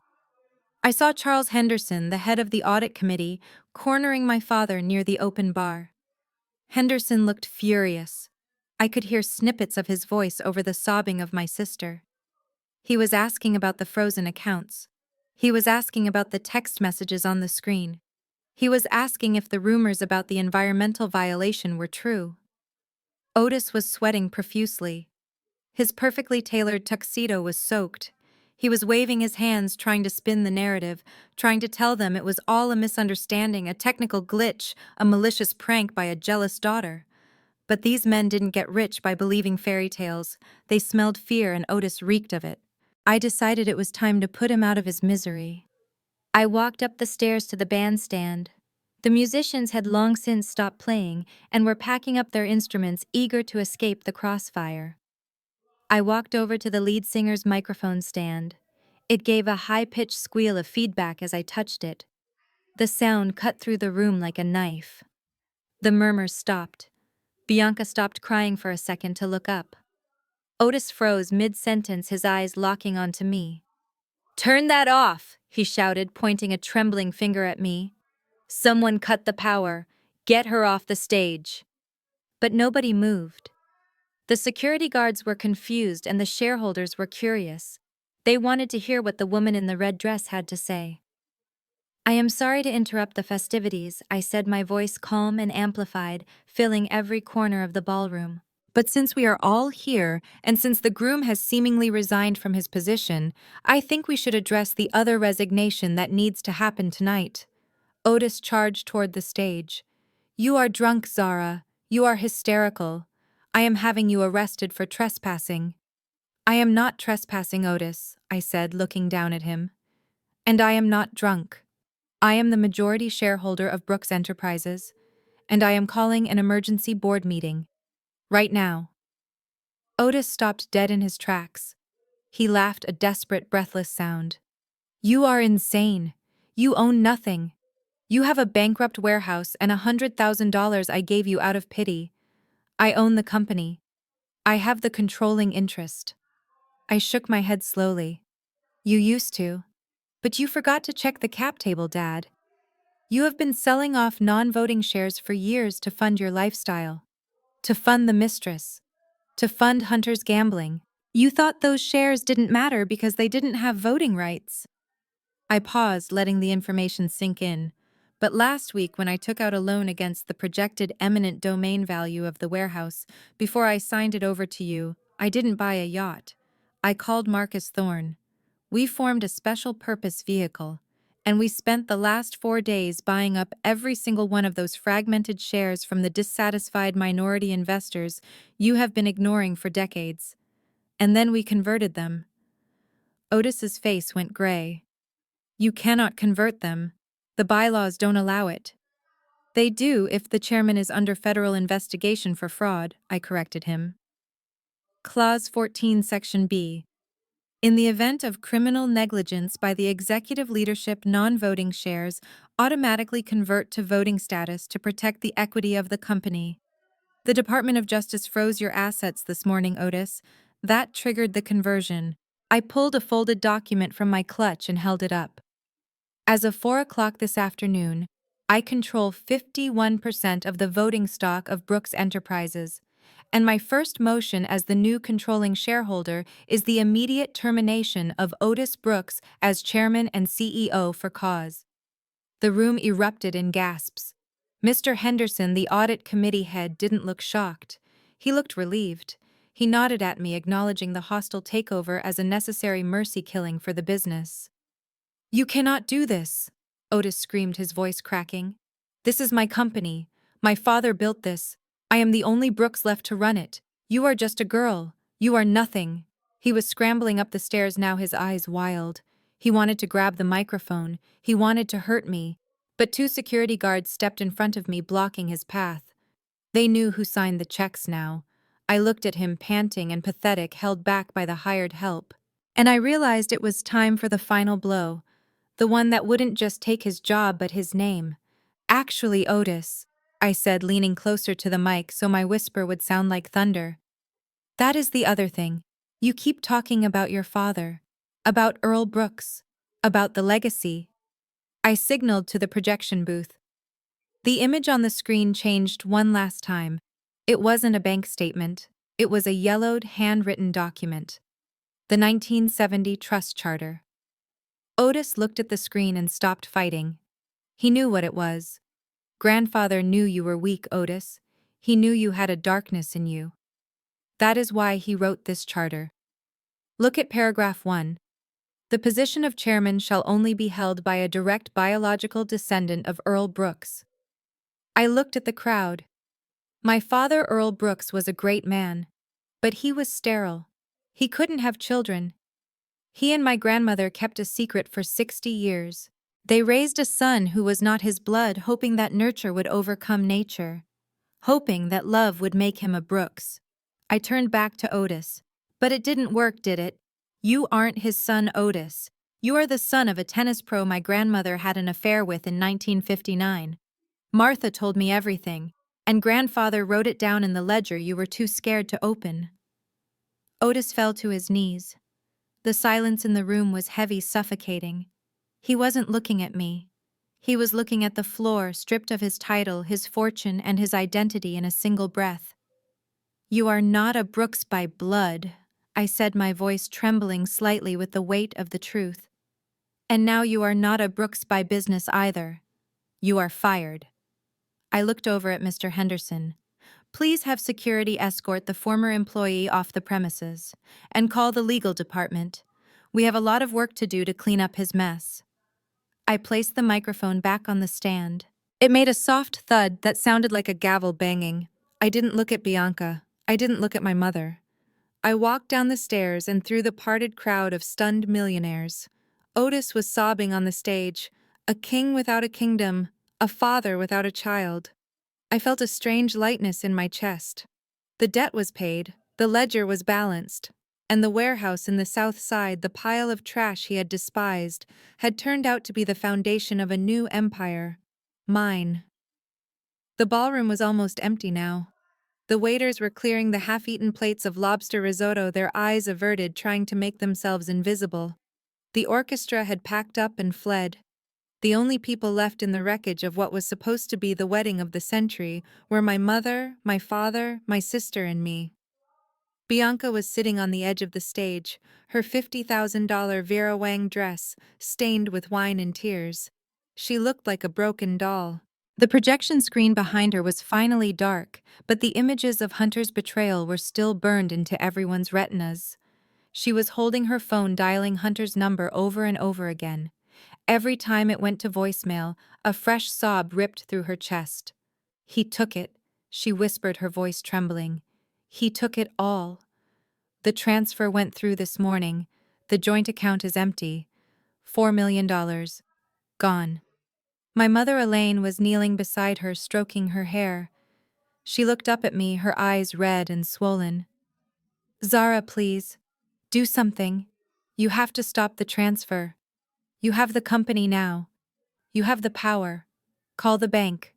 Call the police. Make them get her money back. I stood there looking down at them. For years this tableau had been my reality. Bianca the victim, Elaine the protector, and me the outsider. But the dynamic had shifted. I was no longer the one looking in. I was the one holding the keys. I cannot stop a voluntary transfer, Mom, I said, my voice echoing in the empty hall.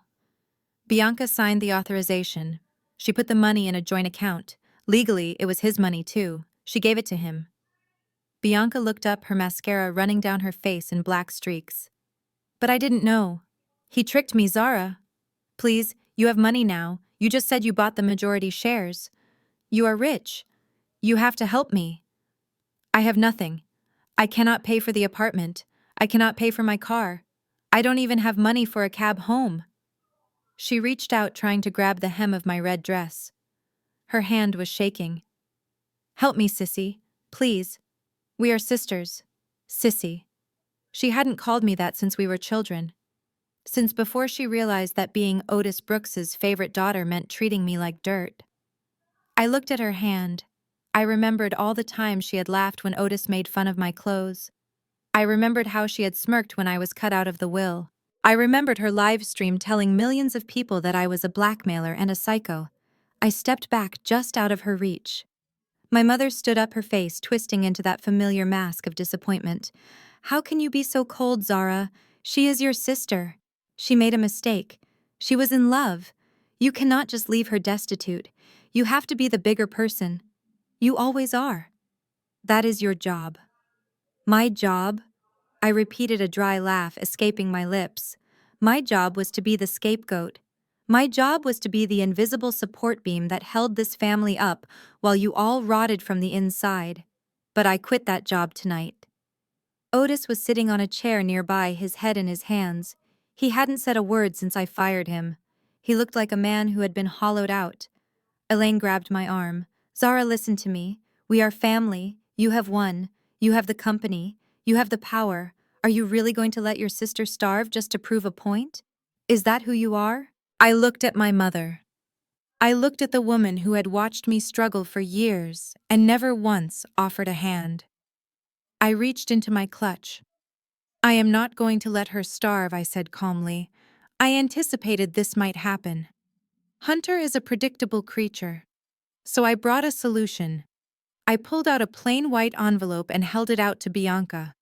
Bianca's eyes lit up with hope. She scrambled to her feet, thinking it was a check, thinking it was cash. She snatched the envelope from my hand and ripped it open. She pulled out the single sheet of paper. Her face fell. She stared at the document, confused. What is this?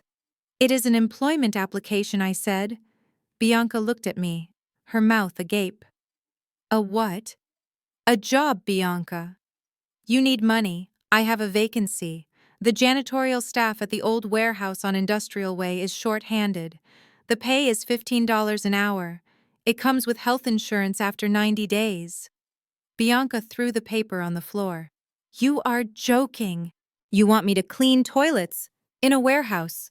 I am an influencer. I have a brand. Your brand is dead, I said, my voice sharp. You are the girl who married a con artist and lost her inheritance on a live stream. You are a laughingstock. Nobody is going to sponsor you. And as for your inheritance, it is currently in a crypto wallet in the Cayman Islands. I pointed to the paper on the floor. Dad told me to go earn my own. He said it was a lesson in character. Well, now it is your turn. You want money. You work for it. You show up at 8 a.m. on Monday. You wear a uniform. You scrub the floors of the building you called trash. And maybe after a few years, you will understand the value of $1. You are a monster, Bianca screamed, stamping her foot like a toddler.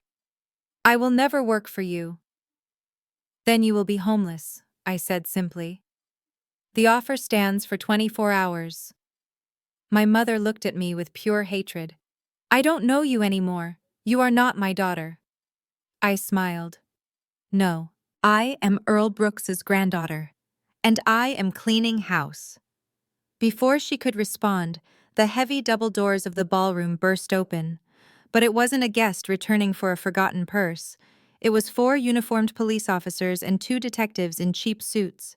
They didn't look at Bianca. They didn't look at me. They walked straight toward the chair where Otis was sitting. Otis Brooks, the lead detective, said, his voice booming. "Stand up!" Otis looked up, dazed. "What is this? Who called you?" "We have a warrant for your arrest," the detective said, pulling a pair of metal handcuffs from his belt. Otis stood up, swaying slightly. "Arrest? For what?" "I am a respected businessman. You are under arrest for wire fraud, embezzlement, money laundering, and tax evasion." The detective recited, spinning Otis around and slamming him against the wall. My mother screamed, not a little gasp this time, but a full-throated shriek of terror. "You cannot do this. He is innocent. It is a mistake." "It is no mistake, ma'am," the detective said, snapping the cuffs onto Otis's wrists. "We received a complete ledger of his illegal activities. Every transaction, every offshore account, every bribe. It is all documented." Otis twisted his head to look at me. His eyes were wide with panic. "The ledger," he whispered. "You gave them the ledger." I nodded. "I told you, Dad, I didn't want the building. I wanted the truth." The officers hauled him up. He looked small in their grip. The arrogance was gone. The bluster was gone. He was just an old man who had stolen a life that didn't belong to him. "Zara," he shouted as they dragged him toward the door. "Zara, stop them. I am your father. You cannot let them take me to prison. I will die in there." I watched him go. I watched the man who had terrorized my childhood, who had made me feel small so he could feel big, being led away in chains. I didn't feel sad. I didn't feel happy. I felt light. I looked at my mother and sister one last time. They were holding each other, weeping, their world completely destroyed. They had the money and they lost it. They had the status and they lost it. They had each other, and now that was all they had. I picked up the job application from the floor and placed it gently on the chair where Otis had been sitting. "Monday at 8 a.m. "Bianca," I said, "don't be late." I turned around and walked out of the ballroom. I walked past the stunned hotel staff. I walked out into the cool night air. The flashing lights of the police cruisers painted the street in shades of red and blue. I watched them shove my father into the back of a car. I took a deep breath. The air smelled of rain and exhaust and freedom. I pulled my phone out of my clutch. I had one more call to make. Not to a lawyer, not to a banker, but to the contractor who was going to renovate the warehouse. "We start digging tomorrow," I told him when he answered, and put a sign up on the front door. "The Brooks Foundation, open to everyone." I hung up and started walking uptown. I had a company to run, and for the first time in my life, I was walking toward a future that was entirely my own.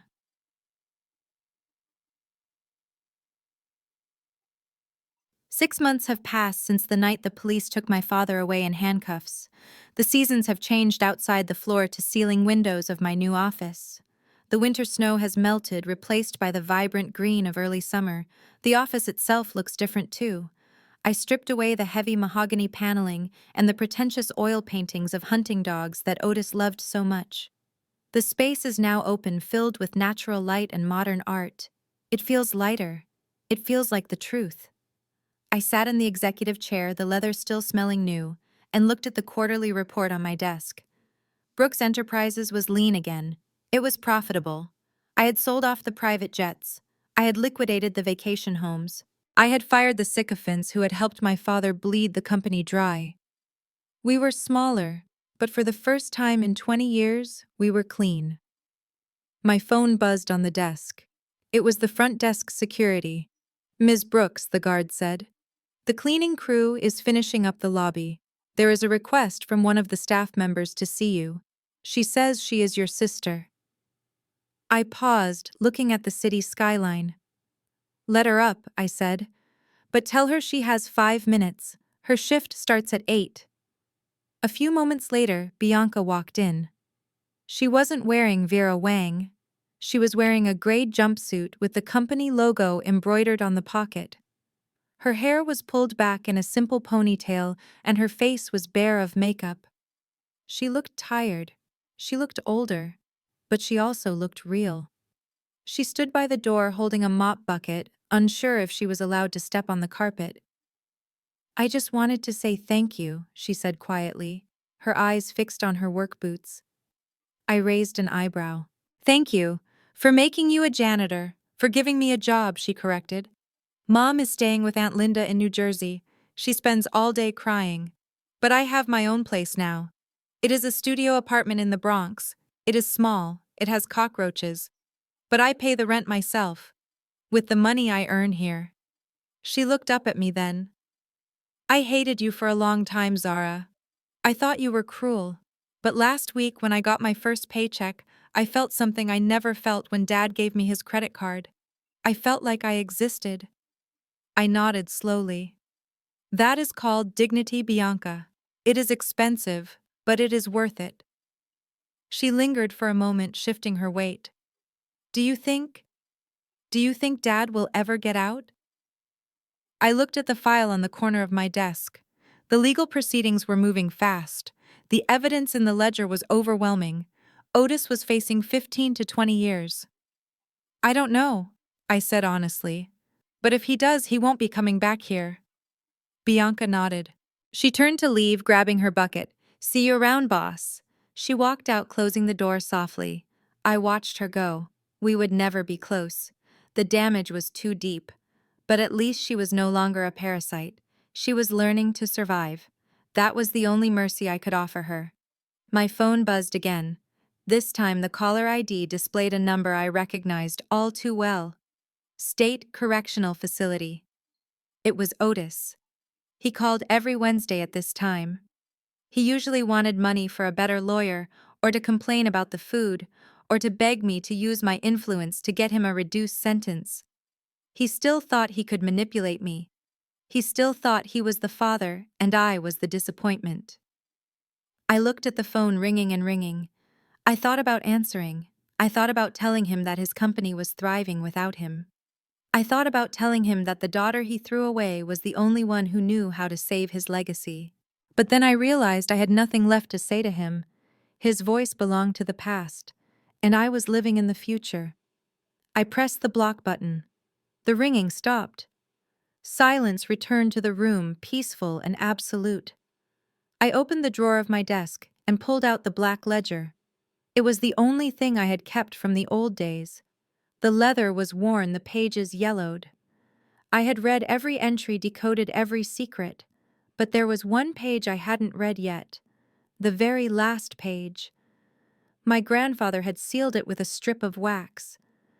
I had saved it for today, the day I officially took the company public again under its new name. I broke the seal and opened the book. The handwriting was shaky, written in the final days of his life. It wasn't a list of numbers. It was a letter. My dearest Zara. If you are reading this, it means you beat them. I knew you would. You have a fire in you that reminds me of the steel mills where I started. Your father chose the path of appearance. He wanted to look rich more than he wanted to be good. He built a house on sand. I gave you the warehouse because I knew you were the only one who could see the value in broken things. You see potential where others see trash. That is the heart of a true builder. But be careful, my child. The war you just fought can harden a person. It is easy to let revenge consume you. It is easy to become like them in your quest to destroy them. Remember this. The best revenge is not destroying their lives. They did that to themselves. The best revenge is building a life so beautiful, so authentic, and so full of purpose that their opinions no longer matter.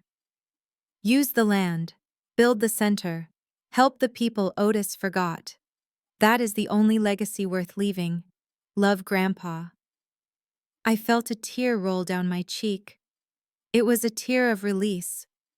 For months I had been running on anger. I had been fueled by the desire to punish them. But reading his words, I realized the anger was gone. It had burned itself out, leaving behind something stronger. I closed the book. I stood up and walked to the window. Below me, the city was moving. Cars looked like ants, people rushing to their jobs, their lives. Far to the south, in the neighborhood where I had found the ledger, the construction cranes were already moving. I hadn't sold the whole property to the city. I kept the main building. The toxic soil was gone, cleaned up by the best environmental firm in the state. The walls were being reinforced. Next year, it wouldn't be a warehouse. It would be the Earl Brooks Community Center. It would have a coding academy for girls. It would have a financial literacy program for families. It would be a place where kids who felt like outsiders like I did could find their power. I wasn't just a CEO. I wasn't just a rich woman in a red dress. I was a builder. I picked up my purse and walked to the door. I turned off the lights in the office, plunging the room into the twilight of the evening. I didn't need to look back. There were no ghosts here anymore. Just four walls and a future waiting to be written. As I stepped into the elevator, I looked at my reflection in the polished metal doors. The woman staring back at me wasn't the girl who was pushed down the stairs. She wasn't the girl who was humiliated at the will reading. She was Zara Brooks, and she had earned her own. If you have ever had to fight for your place in the world, if you have ever been told you weren't enough, remember this story. Remember that your value is not defined by the people who cannot see it. It is defined by what you build when they are not looking. Thank you for listening to my journey. If this story resonated with you, please like and subscribe and share it with someone who needs to know that being the black sheep is not a curse. It is a superpower. This is Zara signing off. And remember, the best is yet to come.